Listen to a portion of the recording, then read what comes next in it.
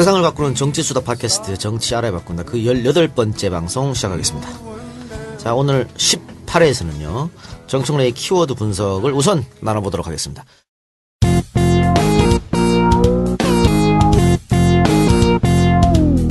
정청래 키워드 분석. 오늘은 어떤 키워드를 가지고 왔습니까? 친문 싹쓸이. 친문 싹쓸이. 또 하나는 조선일보. 네. 자, 우선 친문 싹쓸이. 그 17에서 약간 얘기했는데. 네. 그 비슷한 거겠죠? 네. 네. 토하, 진보 매체, 또 보수 매체까지 전당대회 이후 전당대회에 대한 평가는 한 줄로 다 써버렸어요. 친문 싹쓸이. 네. 참 대한민국 언론 이 정도밖에 안 되나 이런 생각이 좀 들어요. 특히 한겨레 또 경향에서 많이 그런 것 같아요. 네. 한겨레는 이제 성한용 칼럼 네. 그쪽에서도 한번 깠고, 또 경향에서는 김민하 칼럼 문재인 네. 목표가 대통령인가 이렇게 하면서 네. 그 비주류 주장과 비슷한 걸 한 것 같습니다. 또 김한정 의원이 이런 트위터를 썼습니다. 제가 트위터에 결과가 뻔한 선거는 생명이 없다고 썼더니 전당대회 추미애 대표 뽑았는데 초친다고 난리가 났습니다. 전국의 완장찬 온라인 권리 당원님들께 이 칼럼을 돌려드립니다. 이렇게 해서 한번 또 난리가 났고, 김현미 의원이 소탐 대실이다 그런 또 트위터를 써서 또 한번 난리가 났었는데, 또 누가 다음 선거 때 봅시다 했더니 환영. 예, 또 그렇게 쓰고. 해서. 예. 그래서 저는 일단 좀 마음이 아프더라고요. 예. 왜냐하면 권리당원이나 당원들이 주장하는 것에 대해서는 좀 폭넓은 아량으로 의원들은 좀 받아줄 줄 알아야 되거든요. 근데 거기다 대고 맞대거리하고 뭐 이렇게 하는 것 자체가, 왜냐하면 당원들은 국회의원 하면은 투정도 때로는 하고 때로는 요구도 하고 비판도 하고 하는 거거든요. 그냥 그것을 수많은 사람들의 그냥 하소연, 푸념, 또 비판 이렇게 그냥 넉넉하게 좀 받아줬으면 좋겠어요. 일단 그 부분은. 그렇고요. 그 친문 싹쓸이 이런 언론의 프레임, 그러면 예를 들면요. 이명박 정동영 대선 때요. 500만 표 이상 차이가 났어요. 네. 이명박 싹쓸이입니까 그러면? 그러면 이명박을 지지했던 국민들은 잘못된 건가요? 저는 예를 들면 출마한 후보를 비판하거나 그런 걸 있는데, 지지자들이 지지한 투표 결과를 가지고 그거를 폄하하고 그 투표를 한 명 한 명이 다 선택한 거 아닙니까? 자유의지에 대해서 판단한 걸 가지고 마치 이런 투표권을 행사한 사람들이 잘못된 것이냐. 몰아가는 것은 민주주의에 대한 역행이다. 그리고 이거야말로 그동안 조중동을 비롯한 보수 언론에서 친노, 비노 이렇게 악성 프레임을 걸었는데 거기에 한 수를 더 뜨는 거다. 그래서 저는 전당대회 과정에서 친노, 비문 이것을 어떻게 보면 보수 언론이 쳐는 덫인데 여기에 호문까지 들고 나온 후보를 보면서 네. 참 분노했어요, 제가. 호위무사라는 얘기요? 네. 네. 뭐 문재인의 호가호위한다고 추미애 대표를 공격하는 걸 보면서 야, 이건 진짜 이건 아니다. 이런 생각이 좀 들어서 저는 그래서 거기에 분노의 표시를 2번 했는데 트위터로. 그러니까 또 언론들도 이렇게 들고 나오고 이렇게 하는 거거든요. 결과적으로 본다면 계속 친문 싹쓸이 하는 이유는 친문이 나쁘다는 거잖아요, 지금. 문재인을 찍은 지지자들, 당신들 잘못했다는 거 아니에요? 그리고 일부 의원들이 이렇게 동조하면서. 아니, 국민적 지지도가 더불어민주당 내에서 뿐만 아니라 지금 대선주자 1위가 문재인입니다. 문재인을 그럼 지지하는 국민이 잘못된 건가요? 예. 대선주자 후보 잠룡들이 쭉 있어요. 문재인 후보가 제일 높아요. 그러면 문재인 후보가 지금 국민들한테 지지를 싹쓸이 한 거니까 문재인을 지지하는 국민들이 잘못됐다는 건가요, 그러면? 강제적으로 막을 수는 없는 그러면 거죠. 이 흐름을 어떻게 막냐고, 인위적으로. 그러니까 뭐 결과가 나왔는 거는 당연히 인정을 하고 이제 하나가 돼서 전공에서 나가야 될 텐데, 저는 이 김민하 칼럼에서 다른 거는 다 인정을 하지 못하겠습니다만 요 부분 뭐라고 썼냐면 김현미 의원 혹은 김한정 의원 같은 생각을 갖고 있는 사람들이 당 내에도 있을 것이고 지지자들한테도 있을 건데 이들을 왕따로 만들면 안 된다. 이 주장에 동의하거든요. 저도 그랬습니다. 네. 네. 그러니까 그 주장을 왕따시키면 안 되는 것처럼 이번에 추미애 당대표나 김병관 최고나 양양자 이 당선된 사람들을 찍은 사람들을 왕따시키면 안 되는 거죠. 같은 의미로. 그럼요. 네. 왜 그러니까 똑같은 얘기를 왜 자기한테 유리한 데만 적용을 시키냐고. 그러니까 저는 작년에 이 혁신안을 만들면서 이런 결과를 예상하지는 못했을 거라고 생각을 합니다. 그렇겠죠. 이제 과거에 최고위원 선거나 이런 거 할 때 이제 2명 찍고 이렇게 했었잖아요. 그러니까 우리 국회의원 뽑을 때 소선거구제에 어떻게 보면 폐해가 있듯이 중선거구제로 하면 조금 저 이제 주류 비주류 이 프레임 좋아하지는 않는데 소위 말하는 비주류도 들어올 수 있는 여지를 만들어 주는 게 민주주의에서 중요할 수 있는 부분이라고 생각은 하거든요. 그래서 이 전당대회 그리고 이제 최고위원 선거에서도 상대적으로 좀 열세인 비주류 후보들도 이제 최고위에 들어올 수 있는 어떤 여지를 만들어 주는 뭐 좀 기회를 주자. 그런 식으로 해서 다음에 뭐 당원 당규를 좀 개정을 하자. 이런 식의 뭐 저는 논의가 있으면 되게 좋을 것 같다라는 생각은 듭니다. 근데 이제 지금 말씀하신 대로 지금 후보들도 아니고 우리 지지자들을 이렇게 갈라치기 하고 그들이 잘못됐다고 공격하고 마치 누가 시키면 시키는 대로 하는 어떻게 보면 허수아비인 것처럼 얘기하고 이런 것들은 저는 정말 뭐 잘못됐고 비판받아야 된다 생각합니다. 누가 시켰나요? 시킨 사람이 없어요. 정청래 최고가 시켰는데 안 따라. 저는 이제 김병관 우리 최고가 얘기했으니까 덧붙여서 얘기한다면 지금의 전당대회 룰은 바꿔야 됩니다. 제가 지난번 혁신위에서 이렇게 만든 것이 잘못됐다고 제가 얘기를 분명히 했어요. 왜 그러냐면 이건 민주주의의 원칙에 위배돼요. 보통 평등 직접 비밀 선거에 위배가 됩니다. 왜냐하면 누구는 1인 1표, 누구는 1인 3표. 이것이 민주주의 선거에 온당하냐 이런 거고요.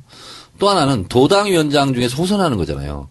그 도당의 선거권을 가지고 있는 그 도의 그 시의 당원들은 도당위원장을 뽑고 시당위원장을 뽑았어요. 그렇잖아요.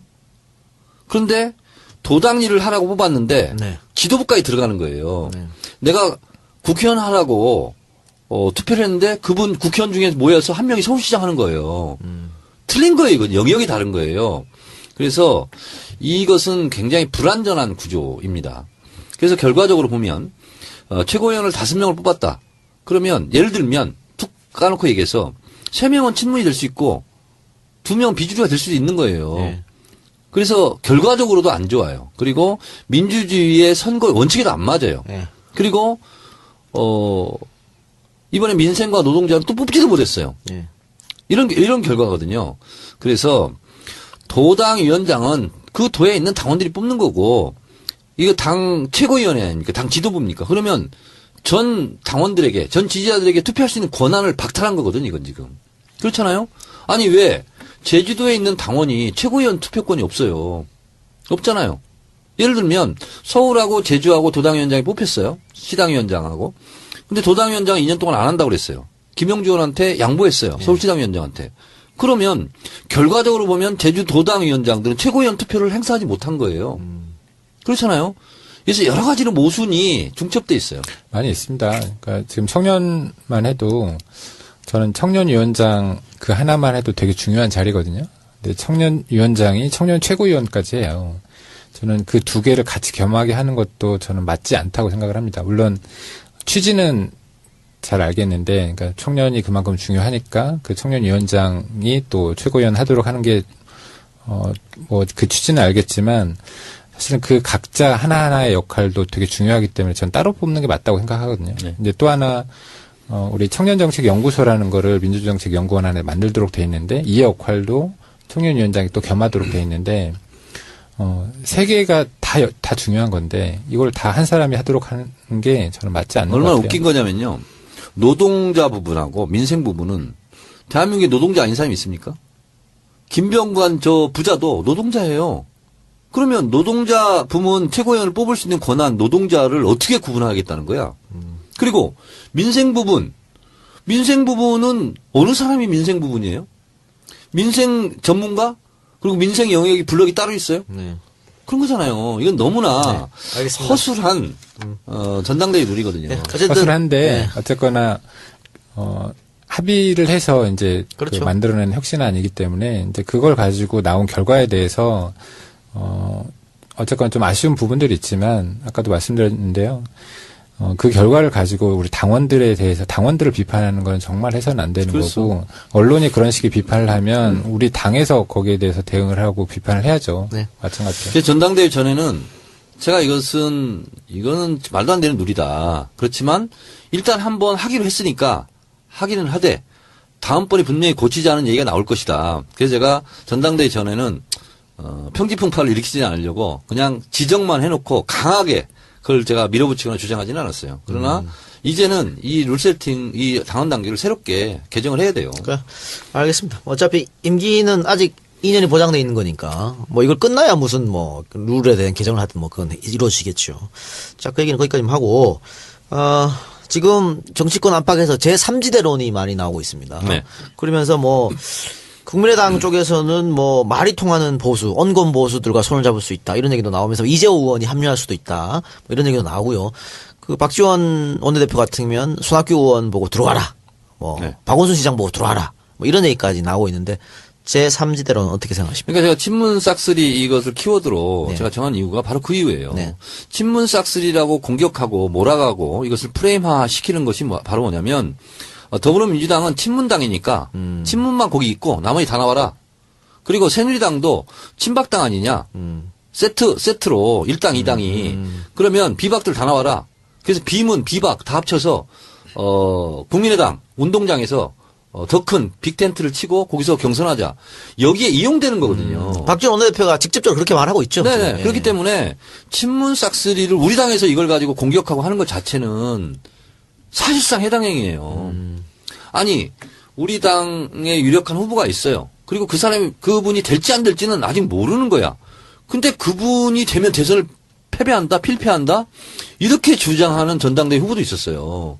도대체 아니 열심히 노력해서 아버지가 열심히 월급 타다가 집안을 부양을 해요. 근데 열심히 일하는 것조차 공격하면 되겠냐고. 네, 김부겸 의원 같은 경우에는 이번에 대선 출마를 공식 선언하면서 제3지대 따위 없다라고 분명히 밝히더라고요. 아주 잘했어요. 네. 네. 여기 가서 안 되고 저기 가서 안 돼서 모인 사람들 아니냐 이렇게 네. 확실히 선을 그었던 것 같은데 제3지대로는 어떻게 생각하십니까? 저는 김부겸 의원님의 의견에 동조합니다. 예. 손학규 의원은 어떻게 될까요? 그분은 참 알 수 없어요. 왜냐면 아, 솔직히 말해주세요. 손학규 의원 물으면 자꾸 피하려고 그래. 더불어민주당 당원이잖아요. 근데 내가 당원권 지금 행사를 안 하셨어요. 하동정가. 근데 너 호적하고 김씨 집안으로 와라. 그럼 화를 내야지. 그 왜 만나가지고 그럼 내 호적 파가지고 글리 갈까? 이게 뭐냐고요 도대체. 그래서 왜 화를 안 내냐고. 그 부분이 나는 화가 나. 그 당원이잖아요 아직. 네, 그러면 이번 전당대회 참석하셨어요? 투표한 안 했어요. 행사해야 되는데 안 했어요? 네. 그날 목포였죠? 네. 목포 가신 거니까요? 그날 가셨군요. 네, 그날. 그날 다들 움직이셨네. 그날 안철수 의원도 무등산 갔다 그러더만. 무등산이 아무나 무등 태워주는 데가 아닙니다. 그분은 당원이 아니니까. 네, 네. 그래요. 온 집안이 지금 문중 회의를 하고 있는데 거기는 참석하지 않고 네. 다른 집안 문중 회의 가가지고 있으면 되겠냐고. 그래서 한 가지 우리 정치 알바를 듣고 있는 분들에게 좀 부탁 말씀드리면 이제 전당대회 끝났거든요. 그러면 우리는 정권 교체라는 선명한 깃발 아래 같이 모여서 함께 어깨 걸고 나가야 될 동지거든요. 그래서 선거 때는 누구나 예민하고 또 날카롭습니다. 그런데 이제 끝났고요. 예. 그리고 민주주의라는 게 문제제기, 토론, 표결, 승복이잖아요. 그래서 지금은 이제 이긴 승자에게는 박수를 쳐주고 또 패자에게는 위로를 주고 다음 기회는 도와주겠다. 이런 아량도 베풀면서 우리 정권 교체를 위해서 이제 어깨 걸고 나가자. 이런 게 필요하거든요. 근데 SNS상에서 아직도 지금 전투가 끝나지 않고 곳곳에서 총성이 울리는데 여러분 총성을 멈춰 주십시오. 예. 간곡히 부탁드립니다. 네. 저도. 예. 패자는 원래 마음이 더 오래 쓰린 게 오래 가니까요. 예, 예. 더 얘기를 오래 할 수는 있는데 저는 승자가 좀 여유가 있었으면 좋겠어요. 승자 여유 좀 위로 좀 해주시고. 네, 필요하죠. 네. 근데 그리고 다른 분들한테 공격하고 싶고 욕하고 싶은 게 있으면 제 트위터에 와서 저한테 좀 하세요. 제가 다 받아드리겠습니다. 예. 알겠습니다. 자, 그러면 광고 듣고 와서 이야기 계속하겠습니다. 네, 추석 선물 세트 특집 광고입니다. 오늘은 자, 남선 견과류 선물 세트 명절에 선물하기 좋다고 하네요. 가격도 29,000원 세트, 42,000원 세트가 있다고 하니까 여러분들 많은 이용 부탁드립니다. 그 아몬드, 호두, 캐슈넛, 크랜베리 각종 이 견과류가 담겨져 있어가지고 그냥 주머니 넣고 다니면서 드셔도 돼요. 일회용으로 이렇게 조그만 비닐에 포장돼 있으니까 다이어트에도 좋으니까 건강을 선물한다는 의미로 많이 선물해 주시기 바랍니다. 자, 또 고급스러운 한지 박스에 담겨가지고 고풍스러운 느낌도 난다고 하니까 추석 선물 세트, 남선견과 견과류 선물 세트 많이 이용해 주시기 바랍니다. 이분이 부산에 사시거든요. 부산의 업체를 운영하고 있는데 부산에서 정말 오랫동안 야당을 지지해왔답니다. 쉬운 일이 아닌데 근데 요즘 좀 신이 난다고 하네요. 총선에서 좋은 결과 났고 또 EJ 또 이렇게 정치알바 광고해서 잘 된대요? 예. 이득도 많이 생겼다 그래서 너무 요즘 좋다고 합니다. 여러분들 많이 사랑해 주시기 바랍니다. 지난주에 예. 제가 광고 영업해온 게 있잖아요. 네네. 투어 2부. 네, 투어 이브. 괌 사이판. 네. 여행 전문. 네. 박미정 사장. 네. 전당대회장 갔는데 어떤 젊은 부부가 나한테 막 뛰어와. 그러더니 의원님 저희요 정치 알바 그 광고 한 대 있잖아요. 투어 2부. 크리스마스 이브처럼 설레는 곳. 네. 괌 사이판 여행을요. 거기로 가기로 했어요. 진짜요? 좋네. 야, 그래서 이 정치 알바에서 광고를 하면 이게 참 되는구나. 그럴 때 뿌듯하죠. 뿌듯해요. 그쵸, 예. 그냥 전화했어. 예. 그 투어 2부. 예. 요즘 많이 상담 전화가 온대요.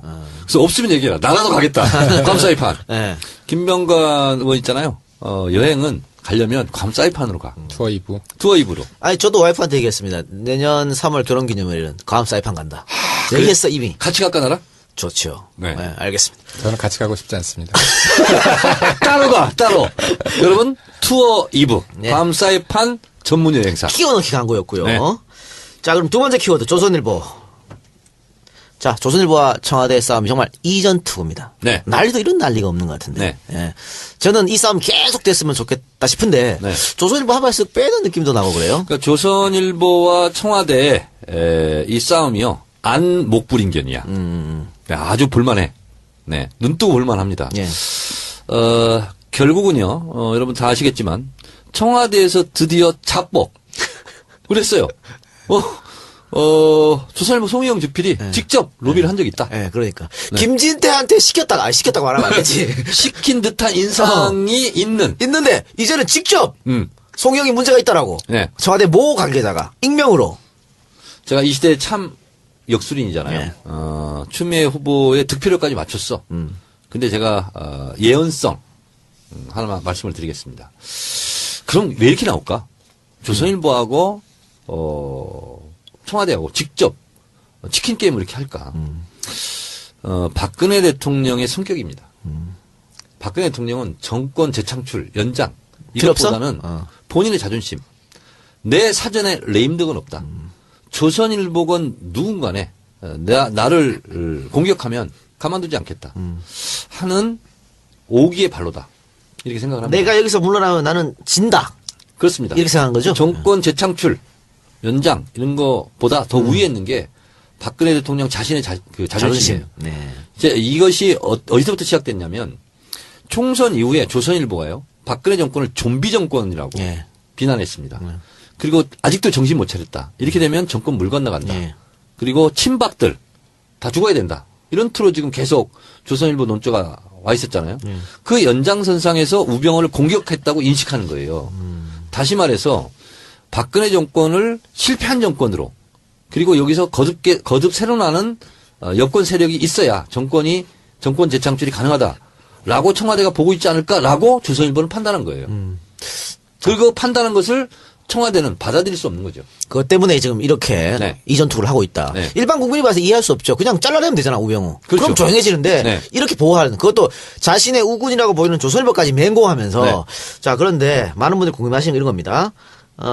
MBC가 입수했던 그 SNS 기록. 네. 이거 일반인이 기록 입수하기 힘든 거 아니에요. 네. 그래서 뭐 국정원이 입수해서 MBC에 줬을 것이다. 이런 의혹이 있고요. 네.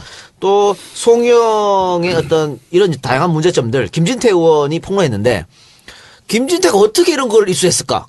자, 국회의원 해보셨으니까 다양한 자료를 요구하잖아요. 네. 그런데 이런 자료, 개인의 자료까지는 못 얻는다면서요, 국회의원도. 아니요. 네. 그런 자료는 미리 알고 콕 찍어서 이런 거 있으니까 증거로 내.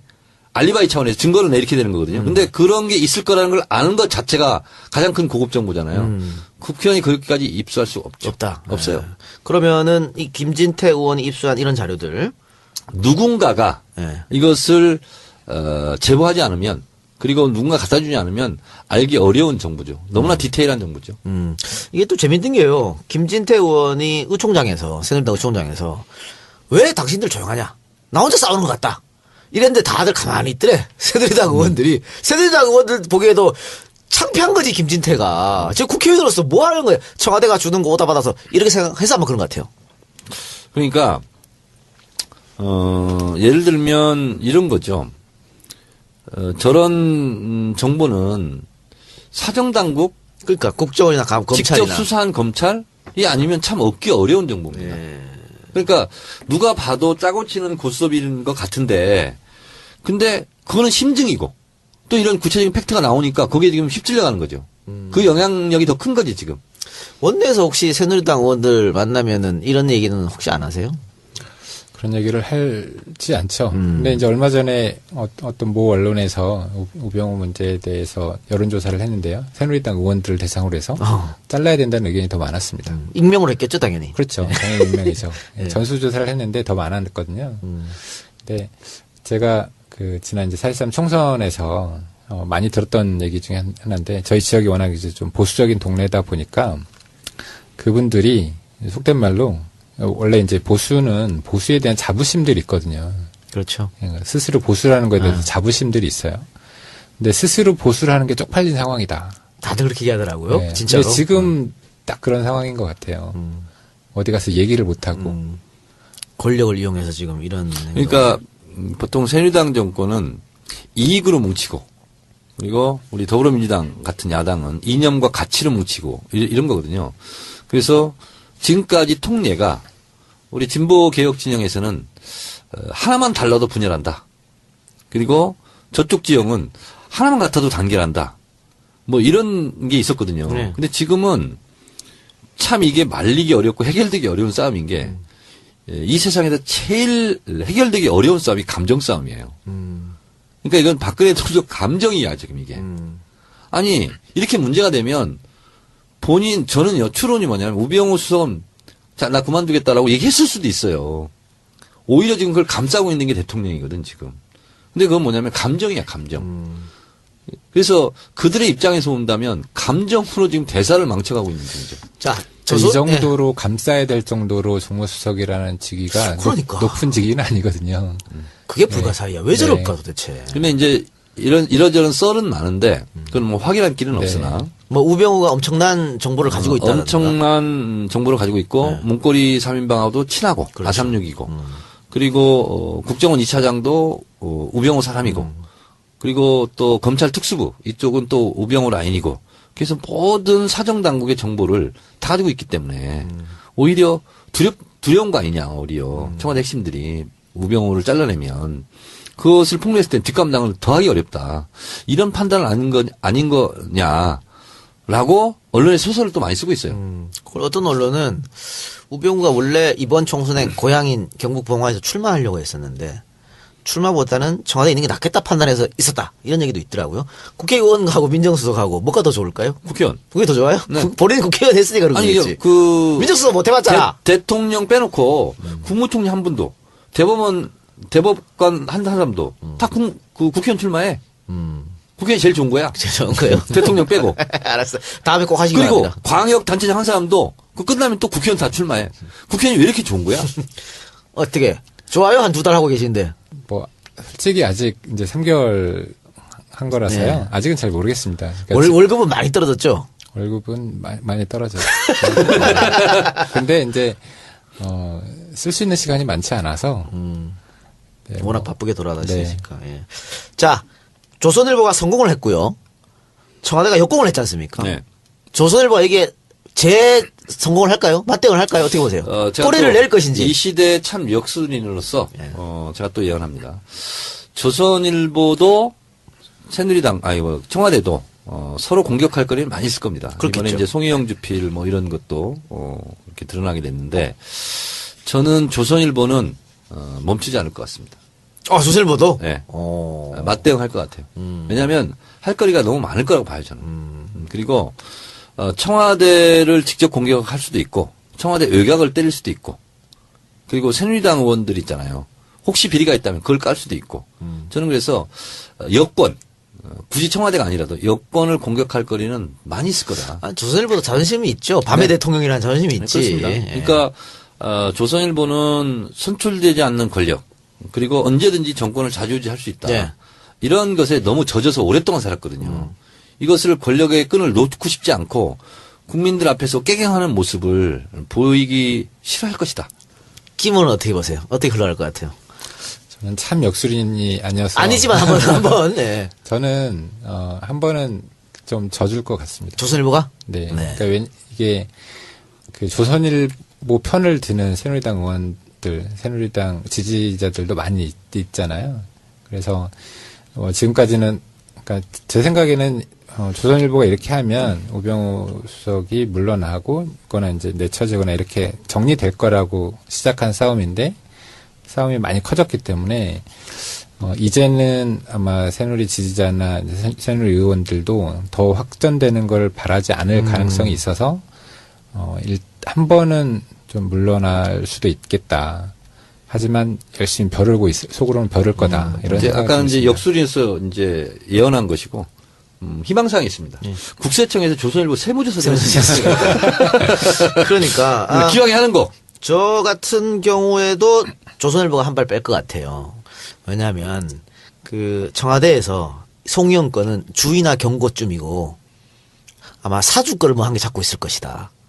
네. 그러니까 사주는 큰일 난 거 아니잖아요. 큰일 그렇죠. 나잖아요. 그렇죠. 그래서 그걸 잡고 있기 때문에 조선일보가 한 발 빼지 않을까 이런 생각을 하면서 그래도 그 김병관 의원 말처럼 청와대도 이렇게 계속 싸우면은 정말 본인의 국정이 운영하는 데 상당히 부담되니까 추석 전에 우병우가 견디다 못해 스스로 사퇴하지 않을까 이런 생각이 들거든요. 참 역술인입니까? 네. 역술은 아니지만 저는 안 그럴 것 같습니다. 저는 과학적 평론가로서 예. 과학적. 예. 평론의 과학이 어딨어? 있어요. 개똥과학. 제가 뭐 정치 경력은 짧지만 청와대 의견을 거스르는 정치 행위를 안 합니다. 누가? 그쪽 동네에 있는 분들이. 그래서 박 대통령의 생각은 무조건 계속 있어라. 네, 저는 그럴 것 같습니다. 그래서 그만둘 것 같지는 않고요. 저는 우병우 수석이 사표를 냈을 거라고 추정합니다. 이미. 그리고 박근혜 대통령이 잡고 있다. 이렇게 생각을 합니다.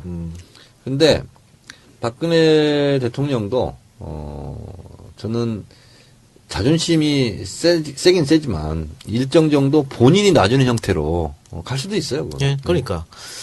자, 송영 주필이 이제 스스로 사표 썼고요. 이거 조선에서 받아들인 거고.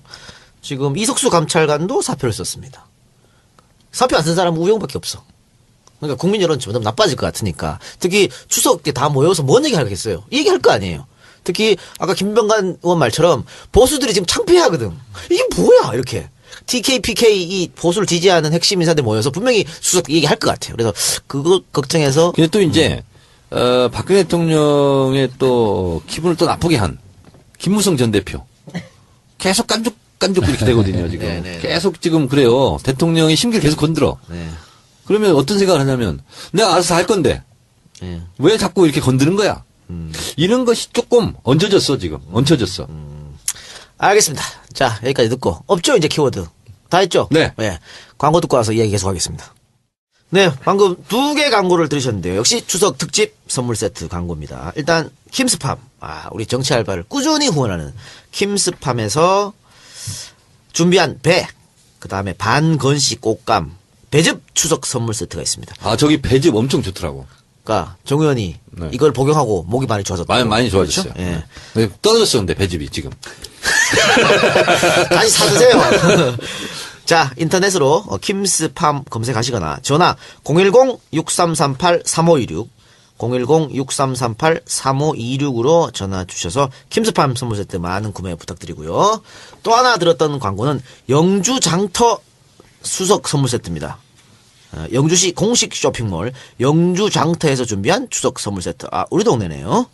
자, 이 영주 장터 추석 선물 세트에는 소백산 국립공원지대에서 생산된 청정 농특산물로 구성되어 있다고 합니다. 유통 과정 없이 산지에서 직접 배송하는 제품이라고 하니까 믿고 싸게 구입하실 수 있을 것 같습니다. 일단 풍기, 여기에 특산물 사과, 그리고 풍기 인삼, 이런 대표 특산물이 있다고 하니까 이번 선물 세트 구입하셔가지고 많은 선물 부탁드리겠습니다. 또 정치 알바 듣고 전화했다 그러면 별도의 작은 선물도 보내드린다고 하니까 포털에서 영주장터를 검색하시거나 010-2547-3187 010-2547-3187로 연락 주시면 됩니다. 저도 광고 하나 있어요. 뭘 자꾸 끼워 광고를 해. 성주 참외 사드세요. 이번에 추 대표가 민생 방문이라고 이제 시장 방문했죠? 네, 가락시장 갔습니다. 같이 가셨죠? 네, 같이 갔습니다. 거기서 그 참외는 죄가 없다 이런 얘기 했었다는데 네. 어떤 의미에서 한 거예요? 거기 갔는데 이제 성주 참외가 나와 있더라고요. 네. 성주 그랬어요? 네, 거기에 참외를 파는데 성주 참외가 있더라고요. 하필 거기에. 네. 근데 이제 사실 기자들이 듣고 싶어 하는 게 이제 사드 관련된 그렇겠죠. 네. 네, 답변을 듣고 싶은데 그 얘기는 이제 굳이 안 하셨고 네. 어쨌거나 이제 우리가 민생 탐방하러 간 거기 때문에 네. 진짜 참외는 죄가 없으니 참외 많이 사드셔라. 성주 지금 이제 사실 국민들 많이 힘드시니까 네. 우리 국민들 좀 위로하는 차원에서라도 그리고 같이 동참하는 연대하는 차원에서라도 같이 좀 했으면 좋겠다 이런 의미로 저는 받아들였습니다. 성주 군민 여러분 힘내시고요. 국민 여러분들께서는 성주 참외 사드세요. 자, 그리고 추미애 의원 얘기 나왔으니까 이번에 지도부가 다 같이 봉화마을에 방문했다고 해요. 네, 오늘 다녀왔습니다. 오늘입니까? 오늘 갔다 오셨습니까? 네. 그 김병관 의원도 같이 갔다 오신 거예요? 네, 같이 다녀왔습니다. 근데 왜 화면에 안 보여? 제가 청년이라서 네. 끝에 있습니다. 끝에 있어요? 네. 그 자리 배치는 어떻게 하기로 했어요? 자리 배치는 추미애 대표 앉고, 네. 추미애 대표 왼쪽에 우상호 원내대표 앉고, 네. 그다음부터 이제 서열이 대안한 이제 서열이 정해지잖아. 서열이 있죠. 네. 네. 그래서 어떻게 하기로 했어? 난 그게 궁금하더라고. 지금 배치는 우상호 원내대표 옆에 송현섭 노인위원장님 노인위원장. 계시고 그 옆에 양자 위원장님 그다음에 저 앉고요. 네. 그다음에 거기 이제 그 부문별이구나. 네, 그러니까. 네. 그다음에 추미애 대표님 오른쪽으로는 서울시당 위원장, 그 옆에 경기도당 위원장, 그다음에 영남인가요? 영남? 예, 예, 최인호 위원장님, 그다음에가 호남, 김춘진, 그다음에 네. 충청도 강원이 강원, 심기준 이렇게 심기준. 앉게 됐나요? 그럴 것 같습니다. 예. 자, 봉화마을 방문해서 그 권 여사도 당연히 네, 예방한 거죠. 예. 예방해서 권 여사가 어떤 말씀을 하셨는가요? 그때 왜 탄핵했어 그러셨나요? 아니, 그런 말씀 안 하셨고요. 네네. 노 대통령님께서 추미애 의원 되게 높이 평가하셨다.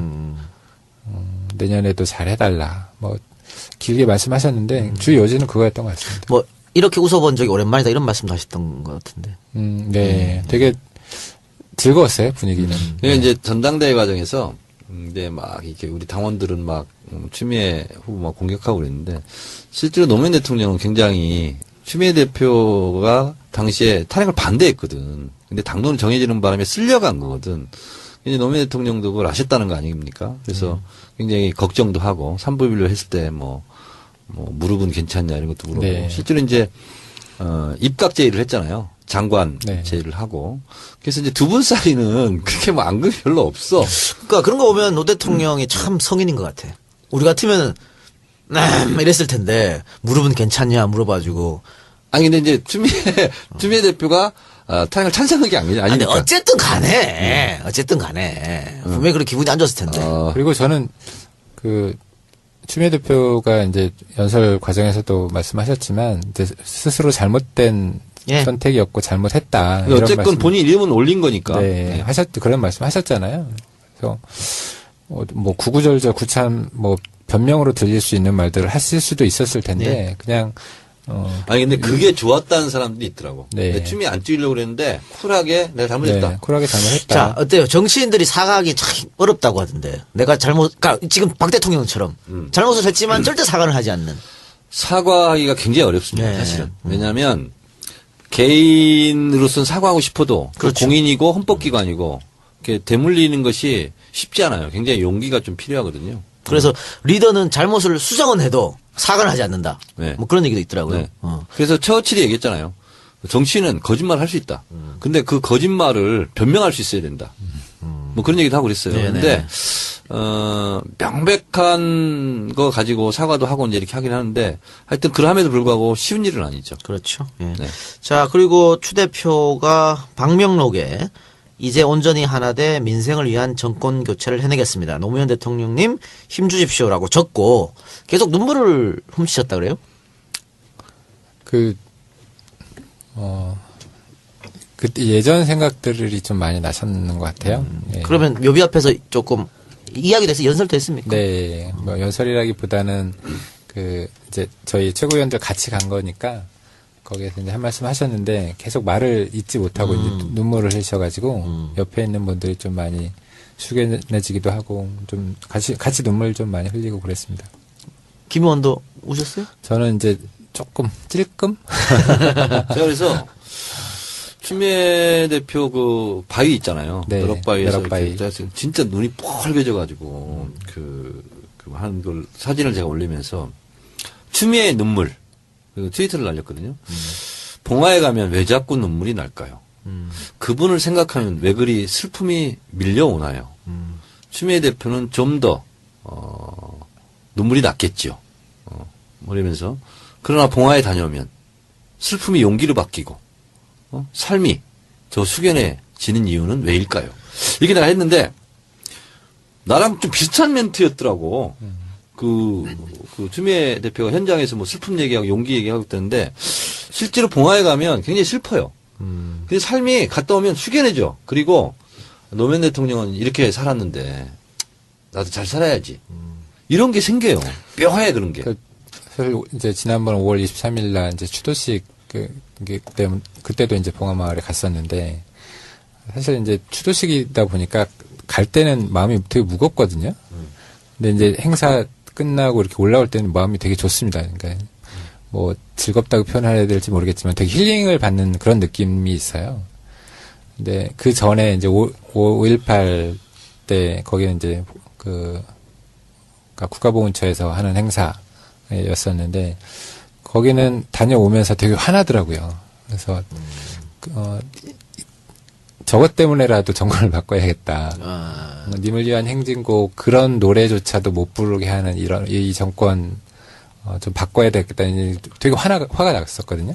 보훈처장부터 바꿔야 돼. 네. 아니 근데 김병관 의원은 지금 얘기 들어보면 뭐 그 운동권 출신이 갖고 있는 정서를 똑같이 갖고 있어. 그걸 지금까지 은폐하느라고 얼마나 힘들었어? 아니 아까 방송 잠깐 쉬는 시간에 김 의원께서 그 노 대통령 서거 하셨을 때 야 이건 정말 잘못된 거다. 네네. 정치권에 대한 생각 그때 좀 들었다고 말씀하셨잖아요. 네네. 그거 좀 얘기 좀 해주세요. 사실 그날이 저희 가족들이랑 이제 어디 놀러 갔을 때였어요. 주말이었으니까. 네, 놀러 갔을 때였는데 뭐 뉴스에서 이제 봤는데 사실 안 믿겨지잖아요. 예, 안 믿겨졌는데 사실 너무 화나죠. 예, 정치가 뭐 사실 정치라기보다 이제 그런 이제 그때 이제 여권에 좀 바꿔야 되지 않나. 그리고 우리 당 사람들에 대한 좀 우리 당 국회의원들에 대한 이제 좀 반발도 있었죠. 왜 못 지켜줬을까. 그래서 제가 처음으로 내가 정치해야 되나? 뭐 이런 생각을 그때 잠깐 했었어요. 근데 이제 물론 이제 그 생각이 길지는 않았었는데요. 저는 아까 운동권들이 가진 생각이라고 하셨는데 저는 우리 국민들, 우리 당을 지지하시는 분들의 어떻게 보면 저는 공통된 생각이라고 생각을 합니다. 네, 그게 네. 다 그런 마음일 거고요. 자, 오늘 저희가 8월 31일 날 녹음하지 않습니까? 내일 9월 1일이 노 대통령 생신이래요. 70세. 예, 살아계시면 네. 70세 생일인데 참 왜 우리가 그 김대중 대통령도 잃고 노무현 대통령도 잃어서 야당의 리더 혹은 뭐 지도자 이런 게 없다고 얘기하잖아요. 살아계셨으면 어땠을까 그런 생각도 듭니다. 자, 이명박 전 대통령께서 내 손으로 반드시 정권 교체를 이루겠다 이런 정권을 만들겠다. 만들겠다. 망발 같은 건방스럽기도 하고 것 같고 이런 얘기가 뭐 때문에 흘러나왔다고 생각하세요? 저는 뭐 여러 가지 이유가 중첩됐다고 보는데요. 어쨌든 친박 친문은 안 된다.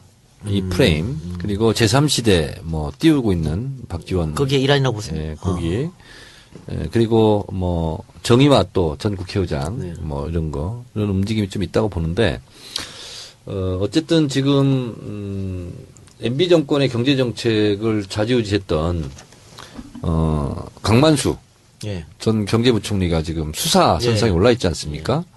그러면 이게 시그널일 수 있잖아요. 왜냐하면 현 정권은 어쨌든 유혹을 항상 갖고 있는 게 전 정권의 비리를 들춰내서 치는 거거든요. 그래서 반전의 카드로 항상 활용하곤 하거든요.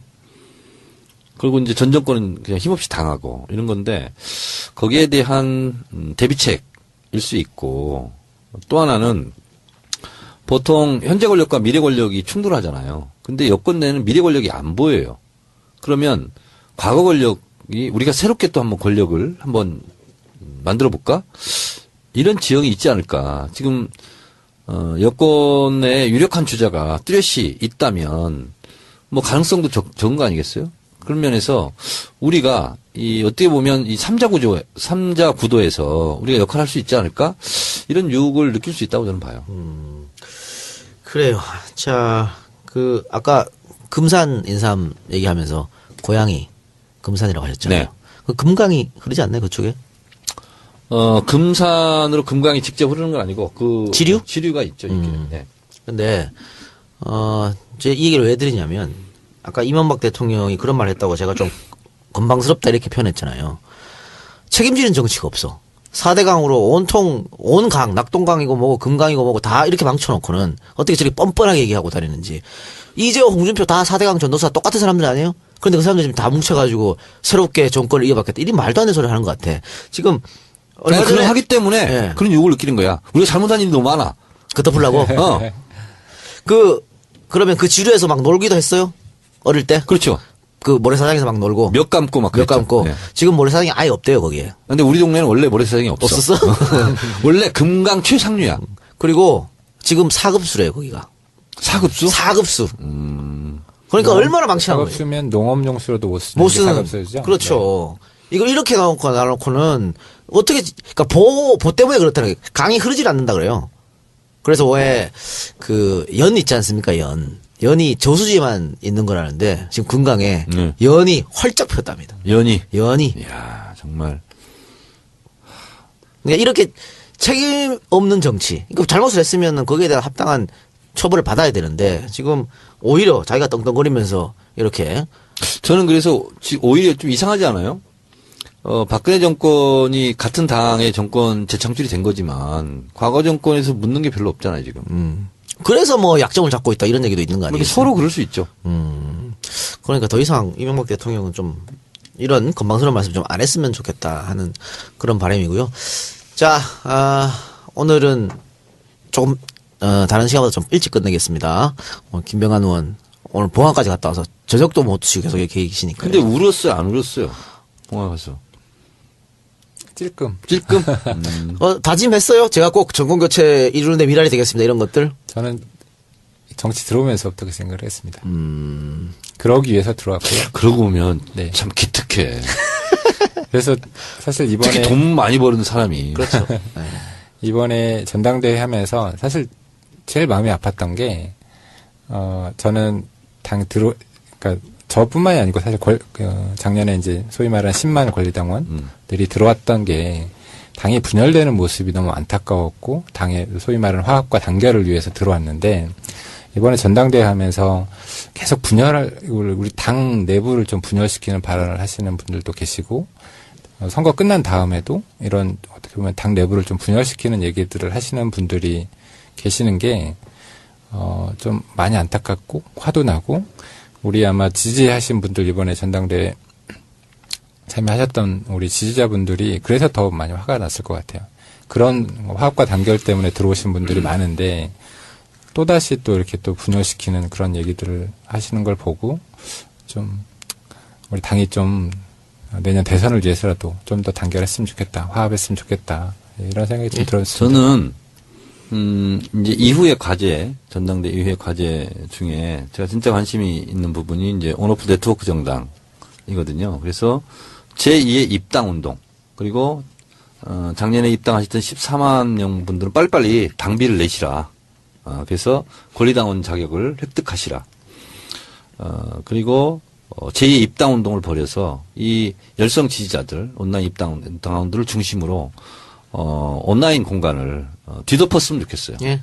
또 지금 혹시 입당 생각 있으시면 입당하시면 권리당원 되면 그 내년 대통령 후보 뽑을 때 한 표 행사할 수 있는 건가요? 그럼요. 아마 뭐 룰이 안 바뀐다면 내년에도 이제 6개월 이상 6개월이니까. 당비 내야 되니까 저희 아마 제 예상으로는 내년 5월 정도면은 전당대회를 할 거거든요. 네.